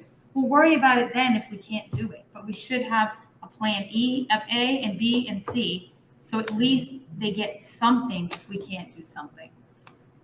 I know it takes a lot of planning, but we just got to do it. And the only other thing that I would like to mention along those lines of planning is the deposits. And a lot of times they're non-refundable. Well, that's another problem. We're all fundraising for something that we haven't even told anybody we're not doing. So the other thing is the non-refundable, which I can't believe that people would at this time not refund you due to COVID. I don't understand it. And to me, we shouldn't be using people that are not going to work with districts because of Unfortunately, we can't tell them how to operate. I know, Their but company. maybe we They're just more don't, we might not be helpful able to for use those people that are not gonna, there's kids' money, not grown-ups' money. So it's ridiculous that, you know, they need to understand that we're at a time where things might need to get canceled. Okay, is everybody agree? We're gonna be moving into executive session. Can I have a motion to move into executive session? So moved. I'll second. All in favor? Aye. Any opposed? Action will be taken. Be it resolved, whereas the Board of Education must discuss subjects concerning negotiations, attorney-client privilege, legal matters, and HIB.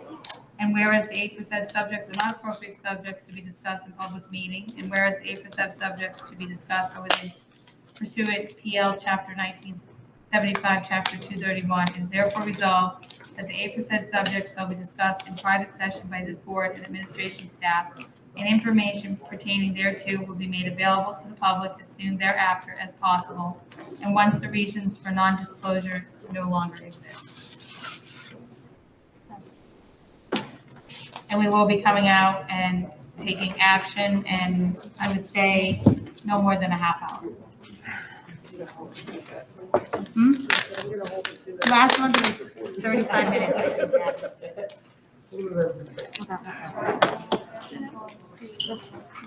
Are you just gonna say?